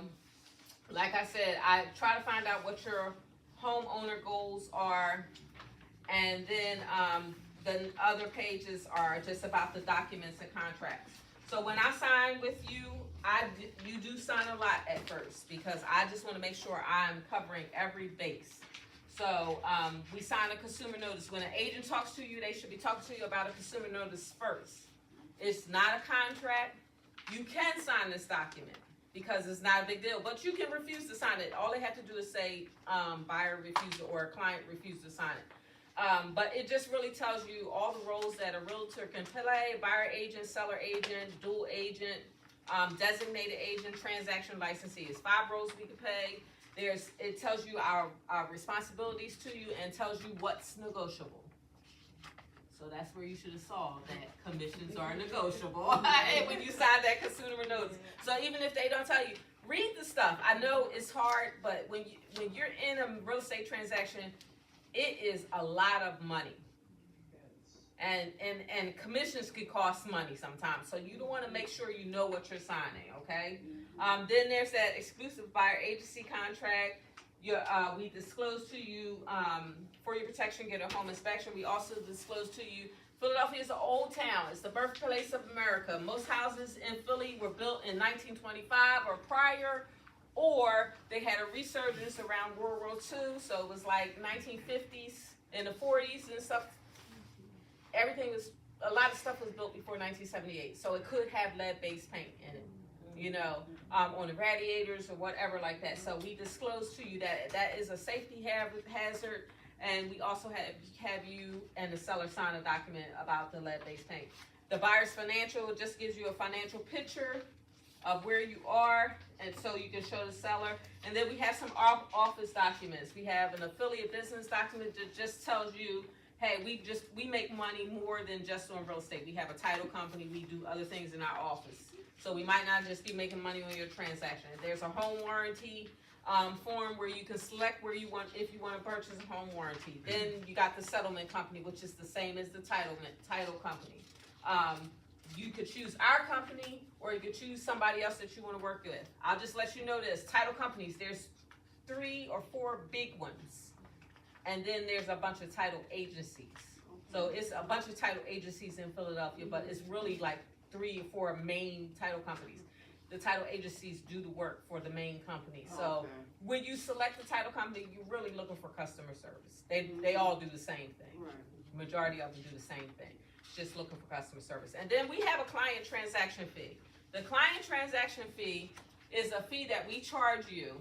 Again, this money comes out of your closing costs, okay? Like when you go to the table and you have to bring the check with you to the table. It's not out of your pocket. You're really not paying anything out of your pocket. Now, some realtors, since this lawsuit has passed, they might, you know how an attorney asks for a retainer fee? You might have some realtors that start asking for a retainer fee. But for the most part, they're planning to give that money back to you at the end if you close. If you don't close, then the money belongs to them and their broker. But at the same time, most of the time, you don't pay any money out the pocket to work with a realtor. This transaction fee comes out of your closing costs. It covers your keeping you in compliance. It covers setting up your settlement services, and it also safeguards your documents for 7 years.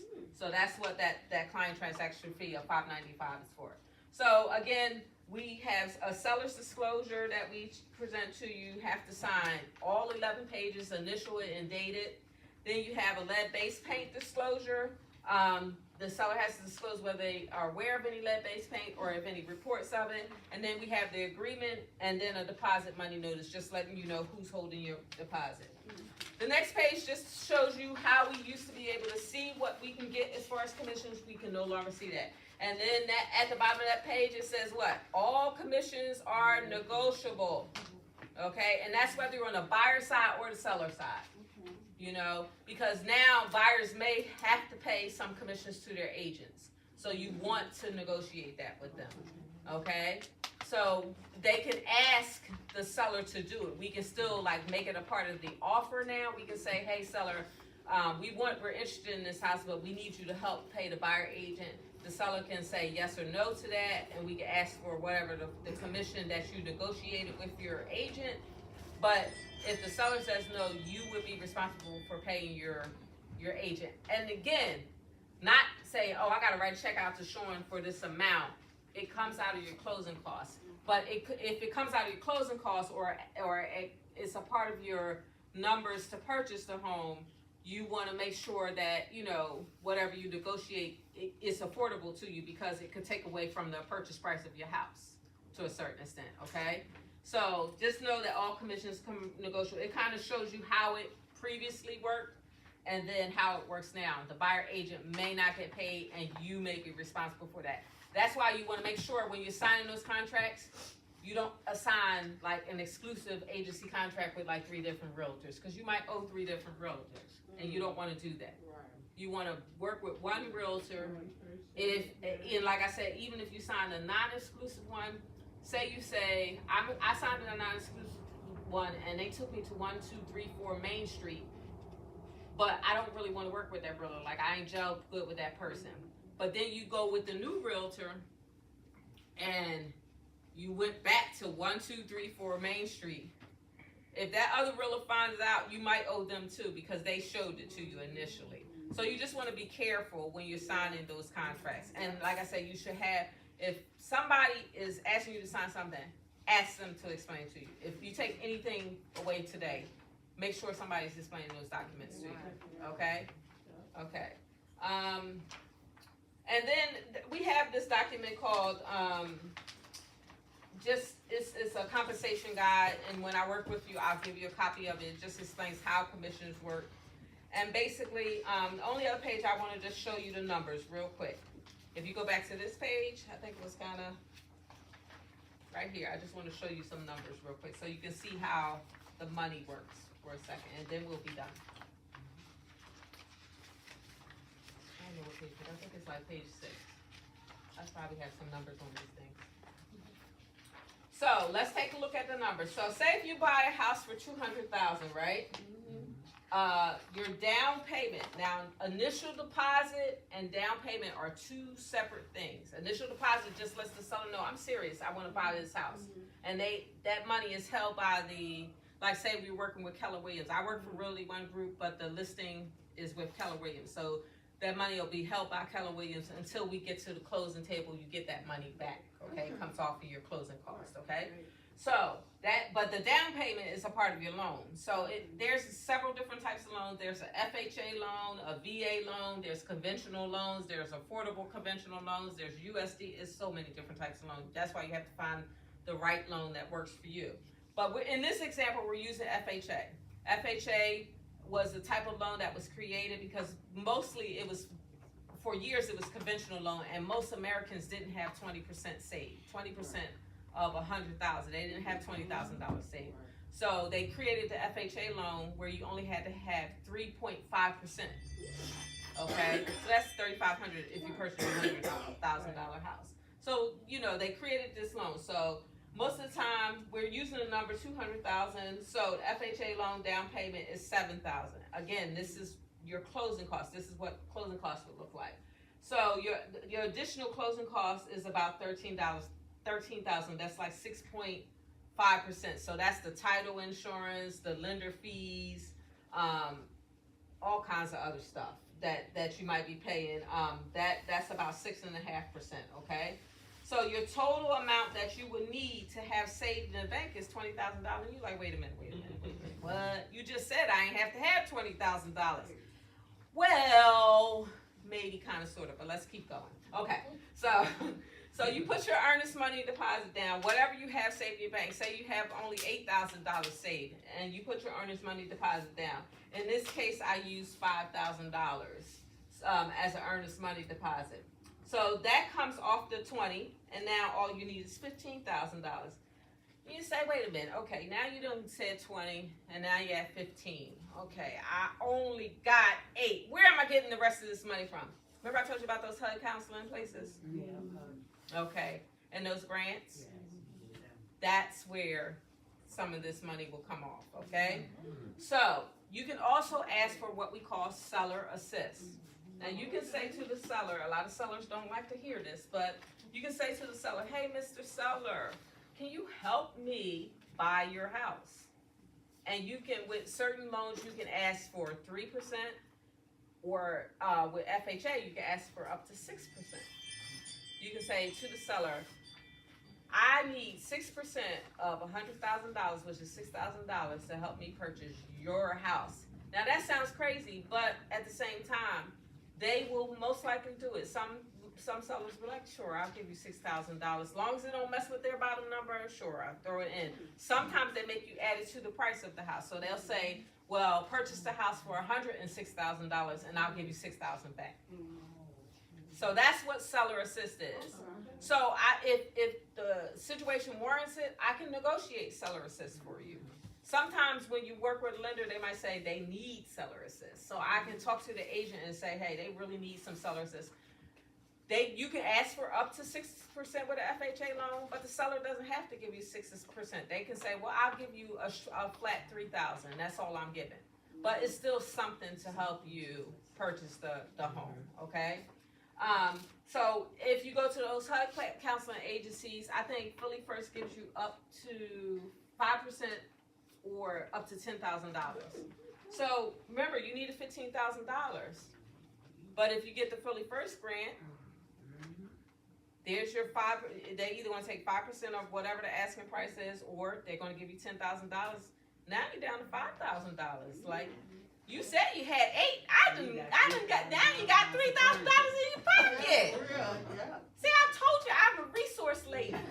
Okay? So if you and then if you receive seller assist, like in this example, if you receive the $6,000 seller assist, you really only needed $9,000. You like, oh well, that's only $1,000 over what I have. But then if you throw in the grants, boom, you might walk away not needing anything. Possibly. I never guarantee that. Right. You did not hear Sean Marie guarantee that. I've experienced it several times, but I don't guarantee it, okay? So I just wanted to show you the numbers. I hope you enjoyed the presentation. I hope it was informational. This is, you can scan the QR code back there and register on my website. I have an app that you can use. You can go to meetshawnmarie.com. I told you about myself a little bit, Mom. G-Mom. That's it. Oh, I got 13 and put 14 in the thing. Yeah, we're up to about 14 grandkids. So, and then that's some of my reviews. You can Google me. I love what I do. If you want help, I can help you. Whatever you need, I can help you. And if it's not me, I'm gonna find somebody that can help you. I'll do my best. But what do we have to do? We have to do the work. Okay? No, go ahead. Okay, so still for my son, and for us when we do purchase our forever home. Okay. You know, I did have some questions. Mhm. The first one was, what are some of the things to look for if you're buying from a seller directly? Okay. If you're buying from a seller directly, you should really do that. Because they might not, they have, like a seller, like that seller's disclosure, they should really still be filling that out, or either just writing a letter. A seller can just write a letter and disclose what they know about the property. But it should be some type of documentation that, that they are disclosing. It depends on like the kind of contract you use. I would definitely get an attorney if you purchase from a seller directly. I would have some type of representation. Well, yeah, but I mean, if we had an agent, like if I had an agent, would that be enough for what I need? Like, of course, he wants to get Jimmy. Right. But, so would I need an attorney? No. Because I did a seller direct purchase twice in my career so far. So the seller wasn't willing to pay me the full commission, so that buyer was responsible for paying the remainder. And then, we talked with the seller directly, and, it depends on the person that you're working with. Like, you've got to have a person that's able to get information out of the person. Like, a person had an FHA loan, and then when the appraiser came, like FHA appraisers and VA appraisers, they don't like chip paint because of lead-based paint and because of where we live and everything. They don't like chip paint. So the seller was older, and she was like, I don't have no money to pay no contractors, come out, scrape no paint, and repaint it. So we negotiated with her that my buyer would be able to come out, scrape the paint off, and repaint it so that when they called the appraiser back out, he would see it painted the way it was supposed to be painted. So it just depends on really, you should have some type of representation. If you're not working with a realtor, you should at least have an attorney so that they know the type of questions to ask. But if you have a realtor, realtors can work with for sale by owners. And sometimes they often try to say, well, let me sell it for you and represent you on your side because the buyer, I could take you for whatever, or because most sellers don't know the laws Yeah. and different things like that. And those are legal contracts that you're signing. I'm not an attorney, but I do have to know the contracts, and they're legal contracts. And if I run into something on the contract that I don't understand, or it becomes an issue or something like that, then we have a legal hotline that we can call to verify anything. What's your next question? Oh, it goes back to, you mentioned that a realtor can ask, an agent can ask for a retainer. Mm-hmm. Now, is that in addition to their commission fee? Well, yes, it would be. But like I said, most agents, if they ask for a retainer up front, they're planning to give it to you back at closing. Okay. Most agents are working that way because it has to go through their broker. Like, you can never pay me directly. I'm an independent contractor for Realty One Group Restore. I do not have my own real estate company, I'm gonna say yet, but I don't know if I really want that. Because there's a lot of liability. But I don't have my own, I do have real estate business, it's my business, but I'm an independent contractor under Realty One Group. So I have a broker that's over me. I'm an associate broker. So I have a broker that's over me. So any payment that comes to me has to go through him first, and then he pays me.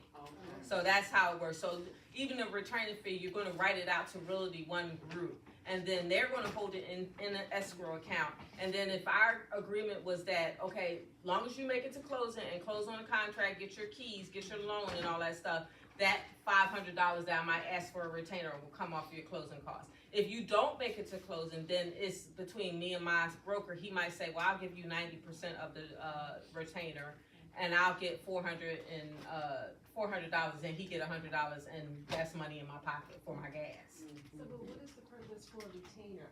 My understanding of retainer as a consultant is when you want someone's services long-term. So, but what is the purpose of a retainer?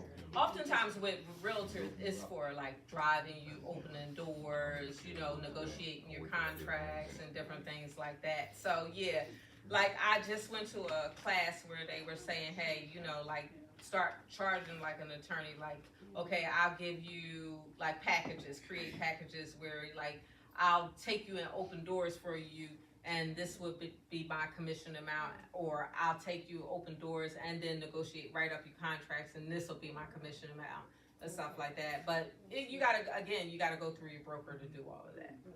Yes, sir. I want to share with everyone that we brought Ms. Shawn in to assist today so that you get empowered with knowledge.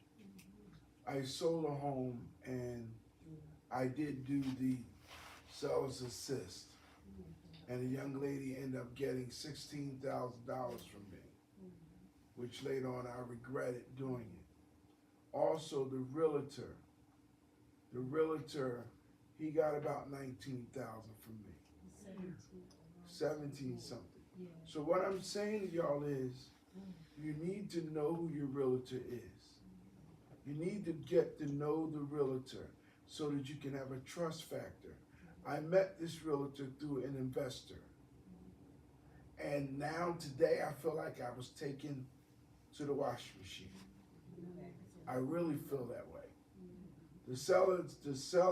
The buyer was smiling all in my face up until the day of settlement. And we agreed to give her, and she failed 3 times. Her mortgage agreements fell through 3 times, and our realtor got her a mortgage. But that was almost 2-3 months later. We were in this negotiation and we got worn out, we got tired. And I didn't feel like putting it back on the market like she said. And the woman asked me for seller's assist, and I did it because I wanted it over with. Later on, I found out she went through the training, she got other money. She didn't put any money down. She only put like $1,000 down. That's it. And she got a $350,000 house. I regret it to this day This is why we brought her in to talk to you, to teach you, and train you to save money. And someone you can rely on and trust. I will never, ever do any more transactions pertaining to real estate without this woman in front of you. I appreciate it. I go to her and consult her, and one time I called and woke her up. And she talked to me, but the point was I valued the relationship. I didn't know that really, and I'm gonna share some with y'all that's personal. I am still right now in a legal battle with the buyer because they held up $22,000 of my money and it's still tied up. I'm fighting to get my money back. So you have to know who you're dealing with. And I have a lawyer. I've been dealing with this lawyer and dealing with the realtor and we went to mediate all that stuff. Everything that's pertaining to, I did all those things, but I still haven't got my money back yet. And that money came out of the settlement. I'm just sharing this for y'all because you need to have knowledge. Knowledge is powerful. But most important, the relationship is powerful. If you deal with her and you deal with her and everything is wonderful, you'll tell somebody else about her. And they'll like her. It's about networking. That's why we set this up for you to get knowledge and have power. So you don't go through what Helen and I went through. To this day, I'm telling you, I'm angry. I sold my house. They're living in it. And I still didn't get all my money. And be careful when you become a homeowner. Be careful because if you get any repairs done by the city, if you don't stay in the house for 10 years, when you go to settlement, the city is going to come back at everything they did for you. And the value of it is doubled. It's doubled. Even with those grants, like I think the Philly First grant, you have to stay in the house for 15 years. But a portion of it falls off every year. So if you get to like year 7, it's not like you have to give them the whole $10,000 back. They're going to prorate whatever it is at 7 years, and you do have to pay a balance. So some grants are totally forgivable, and then others are like quote unquote second lien. But if you sell the property before the stipulations of the grant, you usually don't have to pay it all back. You have to pay some portion of it back up to, so if it's 15 years and you stayed for 5, then they'll prorate whatever the remaining 10 would be or whatever like that. So you just said you have to, like your pastor's saying, you have to be aware. And that's my key goal for helping and doing these classes, to make people aware. Like, I don't know all the answers, but I will find the answer for you, or find somebody that can provide you the answer. Yes, I want to share one more thing. The president-to-be, she's making an allotment for homeowners. They have increased the money. So that's another reason why we wanted to have this workshop, so you can position yourself to get that money. Because the money is going to be there, available for you. All you need to do is have the knowledge that you received today. The other thing I want to share with you is that my property was a duplex, really a triplex. And the investors, brokers, everybody was after that property. But I chose that young lady because she was of my race, and she acted like she was really a beautiful young lady. But I also want to let you know that I'm gonna tell you what my rent was, my mortgage was, less than $500 a month, because I own the property. I went a couple of places, I was paying $1,200 a month. So being a homeowner, it does cut down on your the money you're putting out each month, as opposed to renting. And it's a win-win situation. I'm telling you, it's a win. When it builds your morale, builds your confidence up, and you feel good about being able to say, I'm a homeowner. Yeah, and just think when you're paying your rent, you're just paying you're paying a mortgage, but you're paying the landlord's mortgage. And sometimes they don't have a mortgage, so you're just putting money in their bank account. Yeah. You know, like sometimes they own a property outright and they don't have any mortgage. They might have expenses like, you know, gas bills, water bills, and different things like that. But, you know, and oftentimes, like, I take people to properties all the time. Took one yesterday, and the landlord, you know, they're putting in electric baseboard heating, so they don't have to do the gas bill and stuff like that. Because, like I told you, no matter what, if the tenant run up the gas bill, it's still the owner's responsibility to pay it. So that's why a lot of them put in electric baseboard heating, because they're like, you go on your Pico bill, you know, and a lot of them are starting to make you pay a portion of the water bill, you know. So you're really just helping them be wealthy, and we want to help you be wealthy, and that's the purpose and the goal. Do you have a listing of basically we could go apply for grants? Or- Yeah, I can send that to First Lady Helen. Because I want to see if I can get into one of them programs now and. Yeah. Yeah, I have a list I can have her provide for Go you. to class or whatever. Yeah. Okay, thanks. Yes, sir. One more thing, I just wanna, remind you all that the country itself at large, a lot of the investors now are coming in, snatching up all the housing, converting them into apartments, and the cheapest is running $1,200 to $1,500 a month for one bedroom. The president to be is aware of what's going on, and if you listen to her, she says they're gonna build more housing because they know exactly what's going on. The investors are snatching the housing and converting them into apartments, triplexes. And like she taught y'all earlier, you could get a triplex or a duplex and your tenant pay the mortgage and you live rent free. Yeah. Sometimes that's the best way to go, especially even, you know, as a person that may be up in age, you can have the first floor and then, you know, have the tenants pay, you know, you don't have a lot of steps to deal with or anything like that.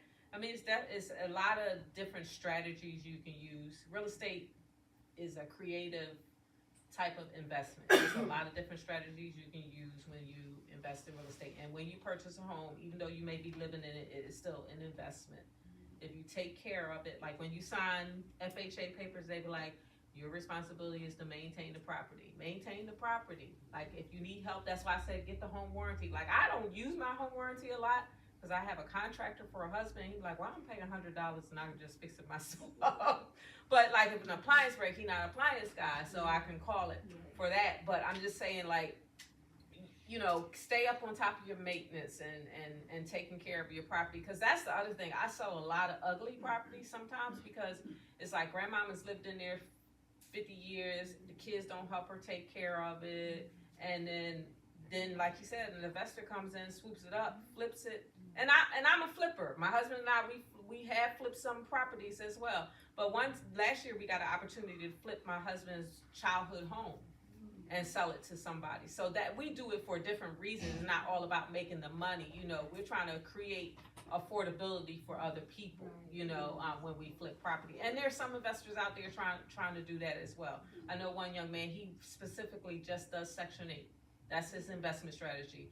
But he puts you in nice Section 8 houses. Like sometimes I take people out for Section 8 and they be like, I wouldn't want to live here. And and some people are slumlords. So I've seen a lot in my 10 years of experience. But if you can purchase it for yourself, purchase it for your house. If you don't want to be a homeowner, that's cool. Be an investor. At least make money renting to somebody else to pay your rent where you want to live. Like maybe you want to live luxury but can't afford luxury, as an owner. But you can be an investor and then live on City Avenue if that's where you want to live in Presidential Boulevard. Whatever. I mean, it's all kinds of strategy. Real estate is such a creative industry. But, the first step, try to become an owner if you can. And, or at least if you say, it never happens for me, let it happen for my kids. Like I said, I will come to somebody's family reunion and do this, you know. So if that's what the goal of your family is, like to sit down with your family and say, hey, let's be better for the next generation. So that's the On goal. that note, I'm gonna be quiet. Okay. So you're talking about kids, when you purchase a home, is it okay to add your child or children to the deed? Can you do that, or your grandchild, so that if something, when you pass, when you transition, they won't have any issues getting that home from family members, or let's say an ex-husband or ex-wife or either.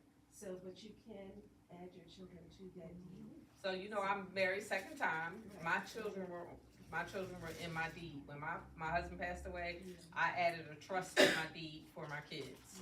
And when I got married to Sean, you know, of course we good. But if he had to act crazy, he wouldn't have been able to take my house because it belonged to my kids, you know. So you can do all that stuff. And that's the other things that we don't do sometimes as a culture. We don't do, like the first thing I do after you close, I say, go get a will.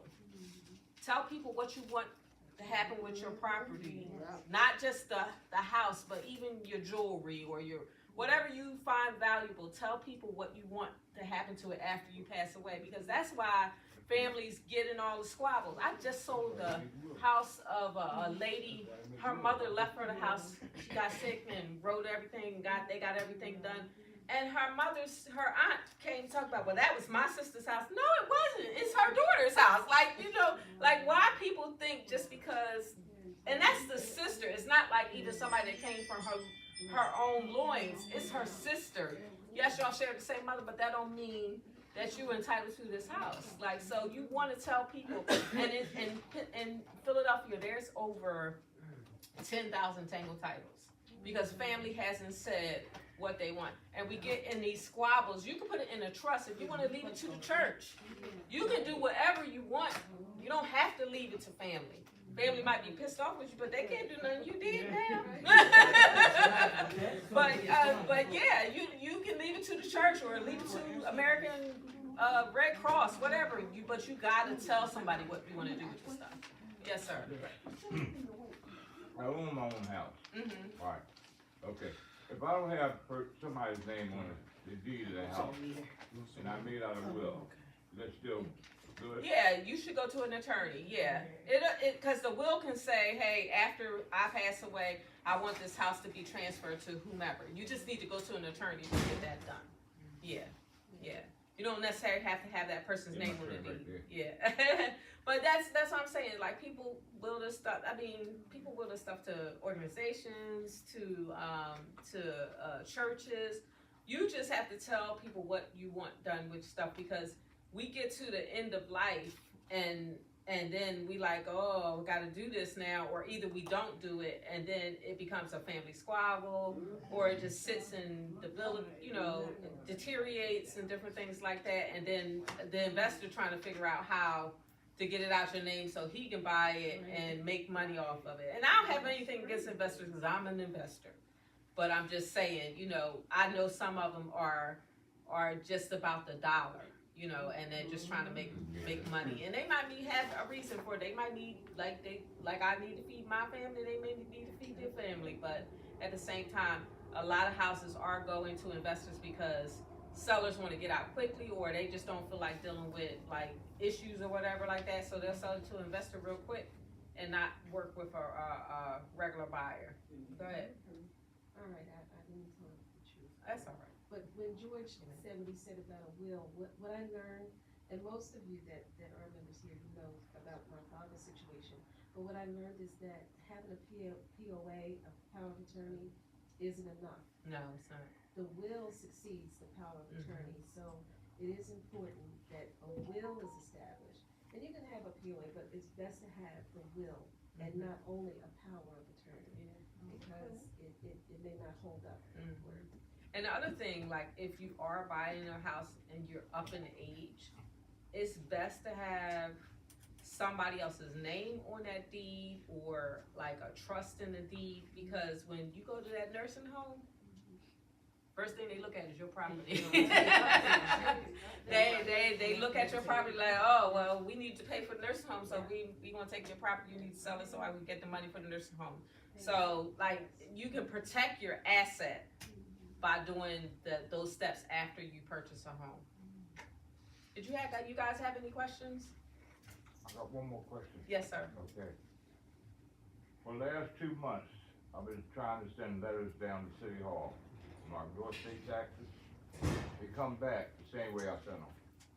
Oh, okay. Well, you probably need somebody to sit on a computer with you because you can, you're trying to, Pay my taxes. you're trying to pay them? Mm-hmm. Oh, okay. Yeah, they doing everything online. They really are. That's the only thing. If you're trying to pay them, I mean, you would think they would take it, but they really are doing a lot of stuff online. And like, even after people close on properties in Philly, we always tell them, like, City of Philadelphia takes their time. Your deed might not be recorded for 6 months to a year. Like, you know, when you look on public records, you might see the previous owner's name still on it or something like that, you know, so, cause it takes time, it really does. So you might have to either take a ride down there and go pay it with your check in person, or either have somebody sit down at a computer, and if you could have a credit card or a debit card to pay it online for you, cause that's crazy, but yeah. I mean, that's why the mayor, was trying to get them to go back in the office, cause a lot of them still working from home. So that's why she was trying to get them to go back in the office. It's sometimes it's difficult, but they're doing a little better. I must say. I talked Yes, to ma'am. on the phone. I thought you home, kids running around, and I'm trying to ask you a question. I hear kids in the background. Like, you at home? She said, yeah, I'm working from home. I said, that's why you can't answer my question. That's why you can't look what I need you to look up, cause you at home. I'm like, okay, never mind, miss. Never mind. I had to hang up on her. Never mind. You didn't even answer my question. I went, never mind. Go ahead. My daughter lives in her grandmother's house, she deceased. Mhm. Down City Hall, they still have her grandmother's name down there. Her father passed away and he got 2 sisters living. So she trying to see if she can go down City Hall and see if she can, by that being her father, can they buy her out of the house, or the sisters not even, the house been vacant for 7 years, nobody lived in it. My daughter went up, just took the house, went there and stayed at the house, fixed it up and everything. So I was telling her that you shouldn't do that, because by he got 2 siblings living, they can come there and move her out that house that she's in. Well, yeah, if the grandmother didn't have any type of will, like they have to go through the probate. They would have to go through the probate process. But I would suggest she talk to an attorney, because she has invested in it. So if they wanted it, they really could, because they're heirs. They're really heirs. Like in Pennsylvania, like my husband, when he passed away, he had a lot of insurance set up for me, but he did not have a will. But because I was his wife, I automatically got the house.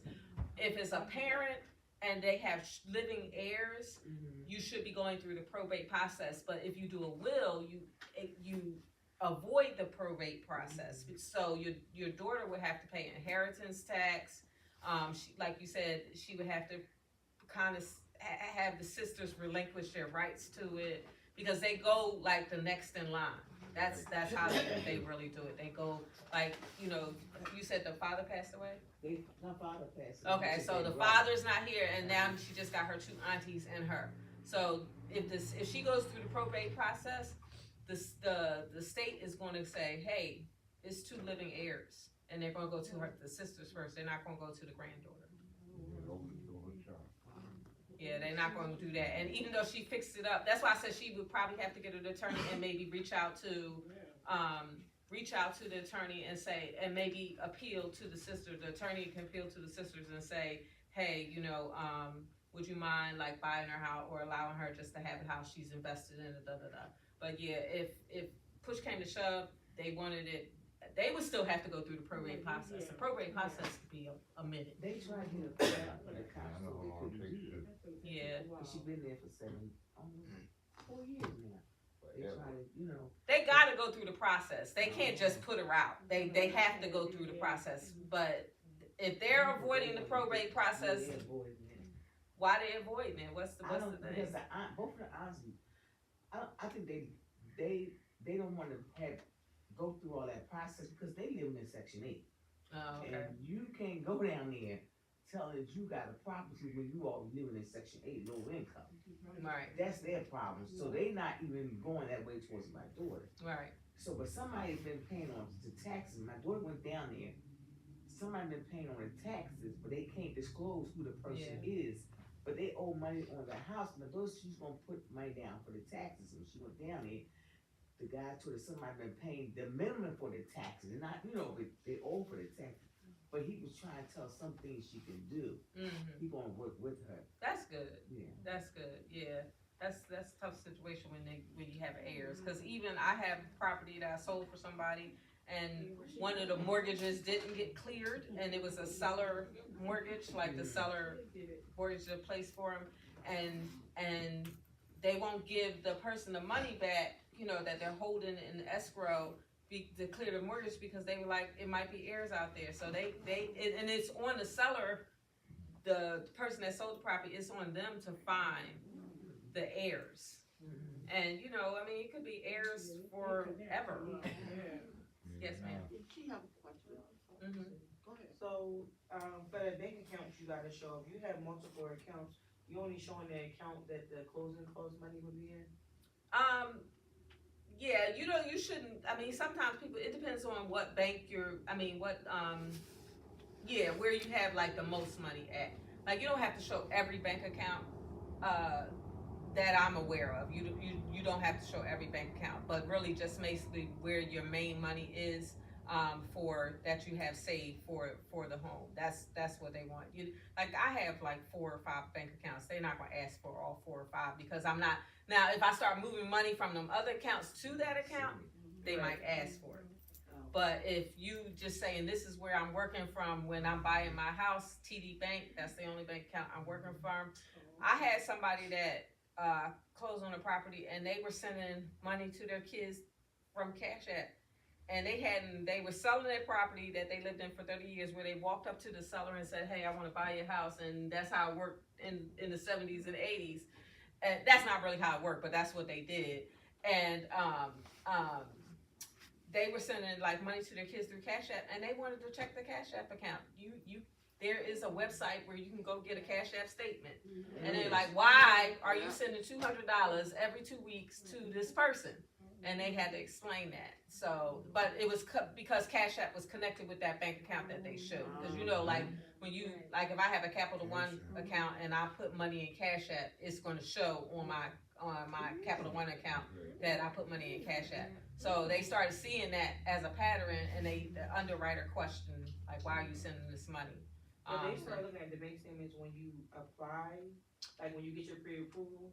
Like, say They you- started looking at them before then, because remember I told you 2 by 2 by 2 by 2? So they asked for them then. And they're not checking them like every month, but they, like, as we're going through the process, like once you make that loan application, they'll ask for them again. And then like maybe midway, like I said, it takes 45 to 60 days for us to close on the home. So most of the time it's 45. So in that, maybe at that 30th day, they might say, hey, we need to check. Like when it goes to the underwriter. Like they have a processor that gathers all the information, and then when it goes to the underwriter might be looking at something, and if they question anything, they can ask for the bank accounts. Okay. Yes, sir. So I just recently moved, and my rent basically went up. I started paying like $1,000 a month. What you said was absolutely right. I believe having a home is essential, definitely for me. Mm-hmm. And I kind of just don't know where to start. I'm paying like $1,000 a month for something that I feel like I could be paying for like a home. Right. I just don't know where to start. Okay, well, you got your book, you got your bag, give it a go. But like I was explaining, you weren't here in the beginning. Yeah. You go, like you can go to a HUD counseling agency, and sign up for like the first time home buyer workshops. And then if you do that, you get the process there.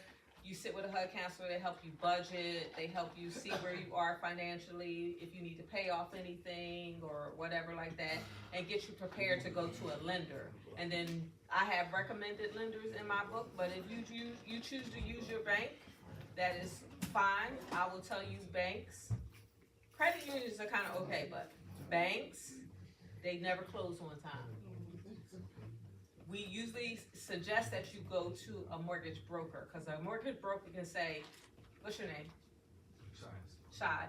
This is Shy's financial picture, and he is send it out to, it's mortgage brokers in every chair.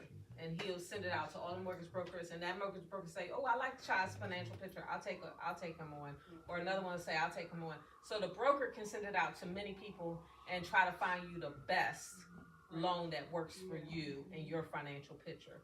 And when you go to a bank, child, if an underwriter go on vacation, they sign you a new underwriter, and that person be like, well, can I have your documents again? And you be like, I just sent them yesterday. Well, I don't have them, they not in my email. I'm telling you, I had one thing, we closed with a bank, I was just like, oh my God, we extended the thing about 4 times because they kept changing people.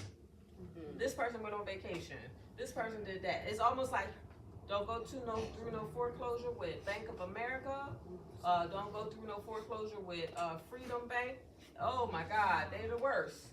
So sometimes that's why we say go to a mortgage broker or a mortgage company versus going to a specific bank like TD or whatever.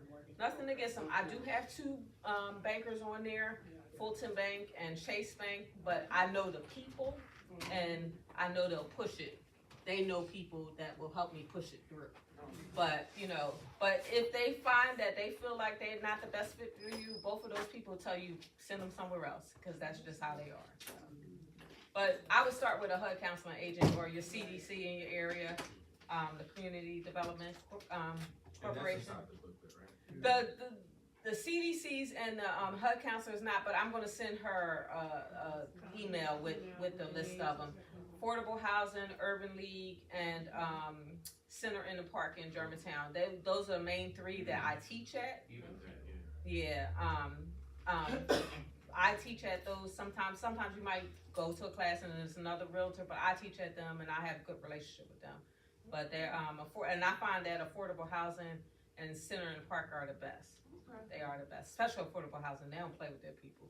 When they come out, they be knowing what questions to ask. they don't play with their people, so it's always nice. Any other questions? When you finish your program, you get a certificate or something? When you go with the HUD When you go counseling, with the HUD yes. counseling, and Yes, then you go get to a them? certificate. It lasts for a year. And then, you're eligible to do the Philly First Grant. You can do PFHA. You can apply for First Front Door. Sometimes it's an additional application once you get your certificate. First Front Door, honest to goodness, their funds go in a day. Honest to goodness, this year their funds went in one day. One day they were done. They open it up around like March or April every year. And I promise you, they get so many applications and they run out of funds so quickly. Philly First Front Door is good, but a lot of people don't like that because they be like, I gotta stay in Philly for 15 years.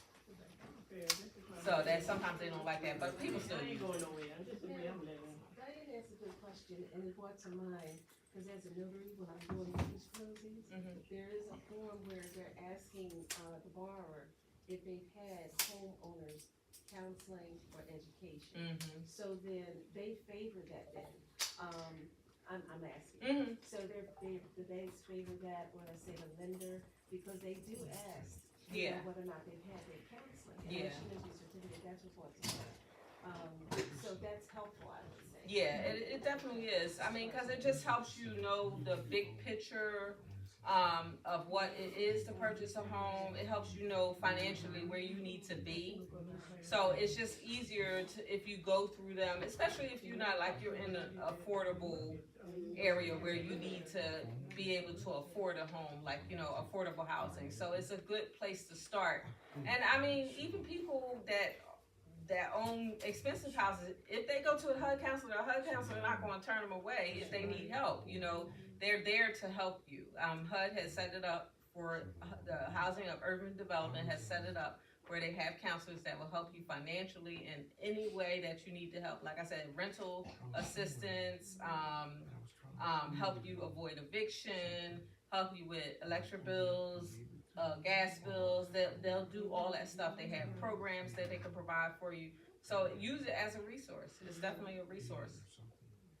So are we completing the program first before we contact you? Yeah, you should.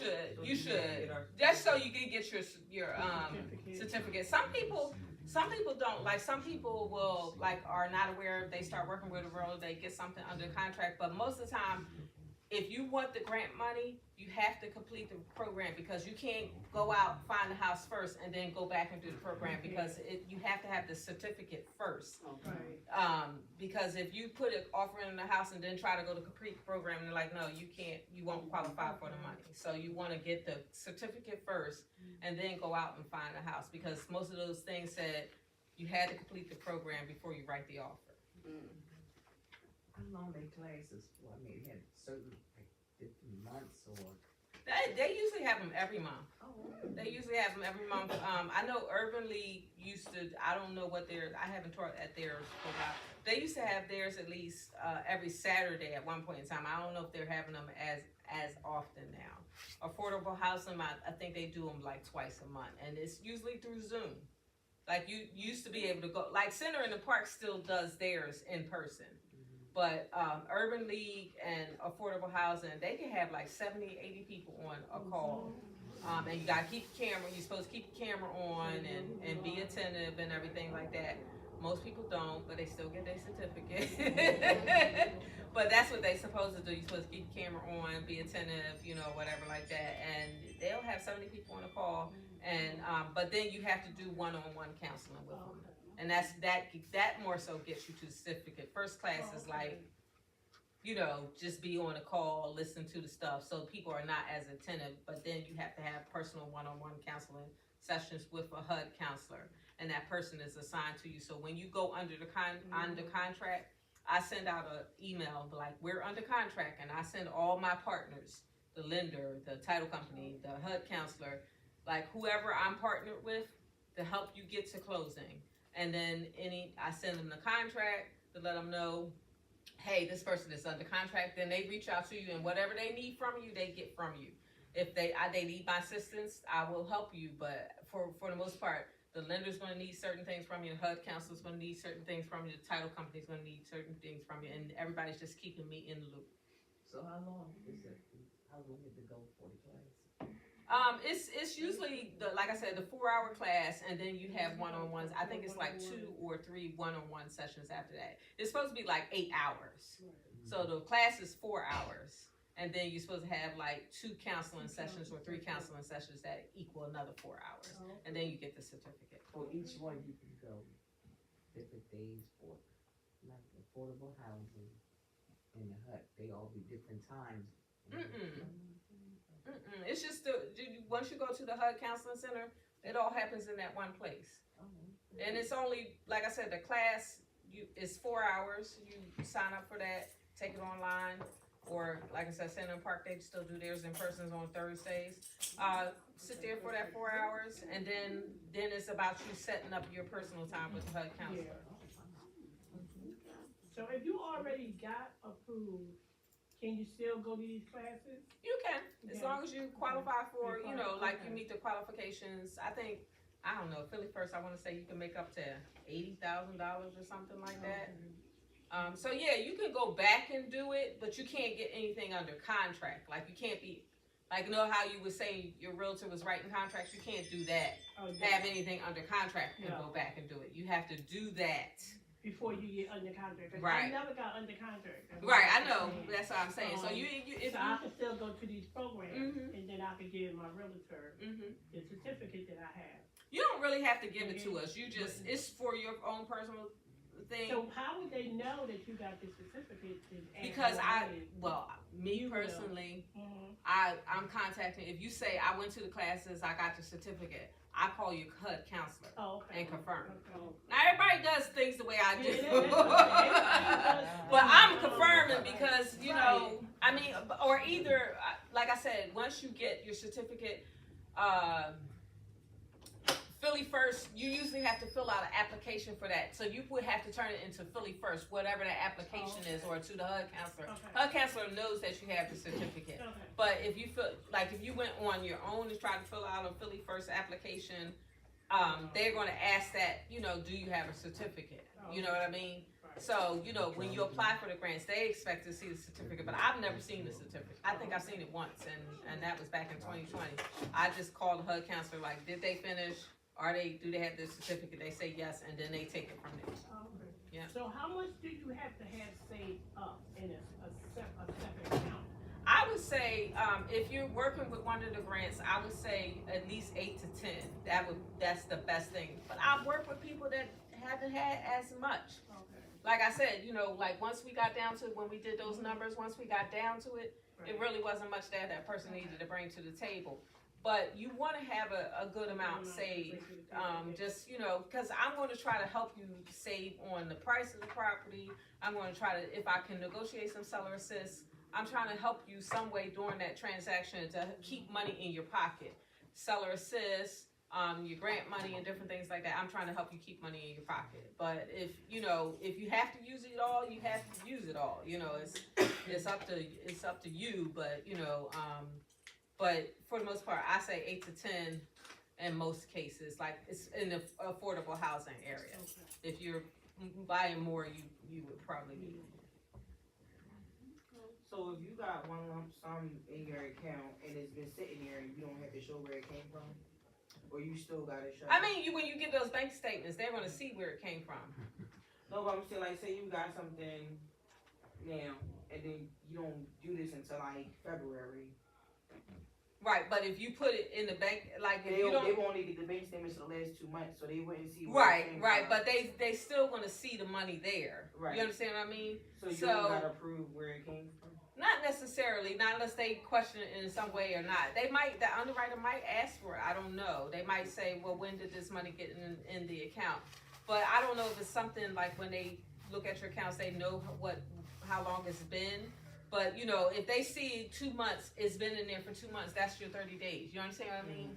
Like, even if you don't start the process till February, when you give that statement in February, you're gonna give January and December. They're gonna see that money, so it's been in there for 30 days. It's been in there for 60 days at that point. You know what I mean? So you don't really have to approve it. It's just like if you got some new money and you just plopped it in, they kind of like, wait a minute, where'd that money come from? You know, like like if it was $5,000 and it's from your job, and they go back and say, oh, this is from her job, maybe she got a bonus, but they still might ask, why you get this $5,000? They don't always ask. It's just like substantial. Like if you dropped 100,000, then they gonna be like, wait a minute, where you had like these last 2 months, where this $100,000 come from? Something like that, you know. Any other questions? Thank you for your attention. Enjoy it. If you have any questions, all my information is in here. You can call me. I will answer your questions.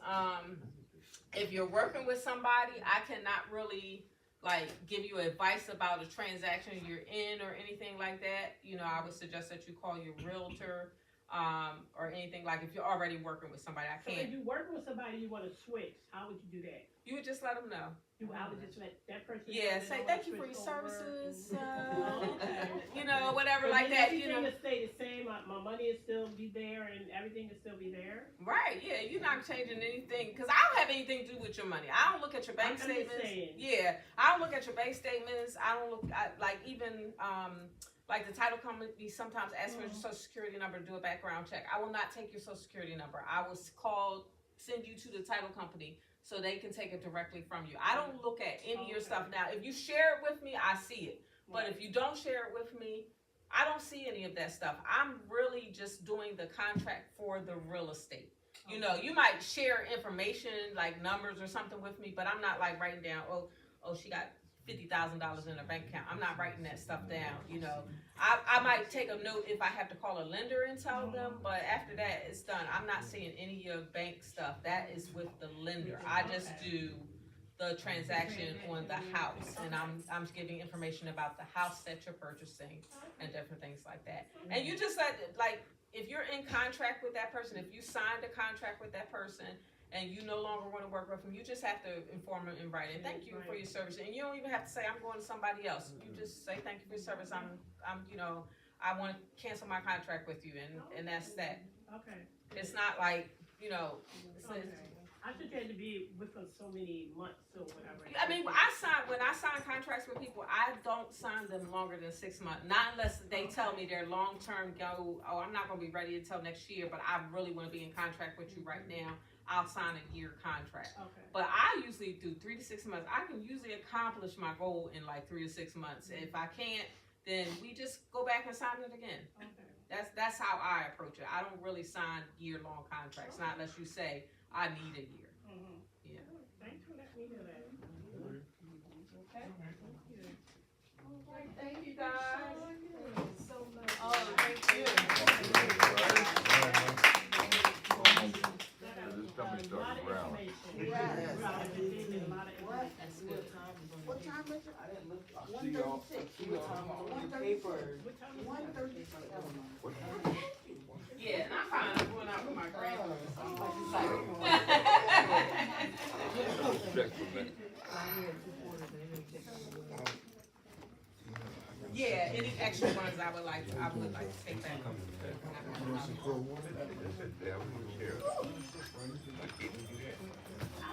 Thank you so much, Pastor, for this opportunity. No, I have some up front. Thank you so much. Oh, what? Knock this over. And it's some information back here. If you guys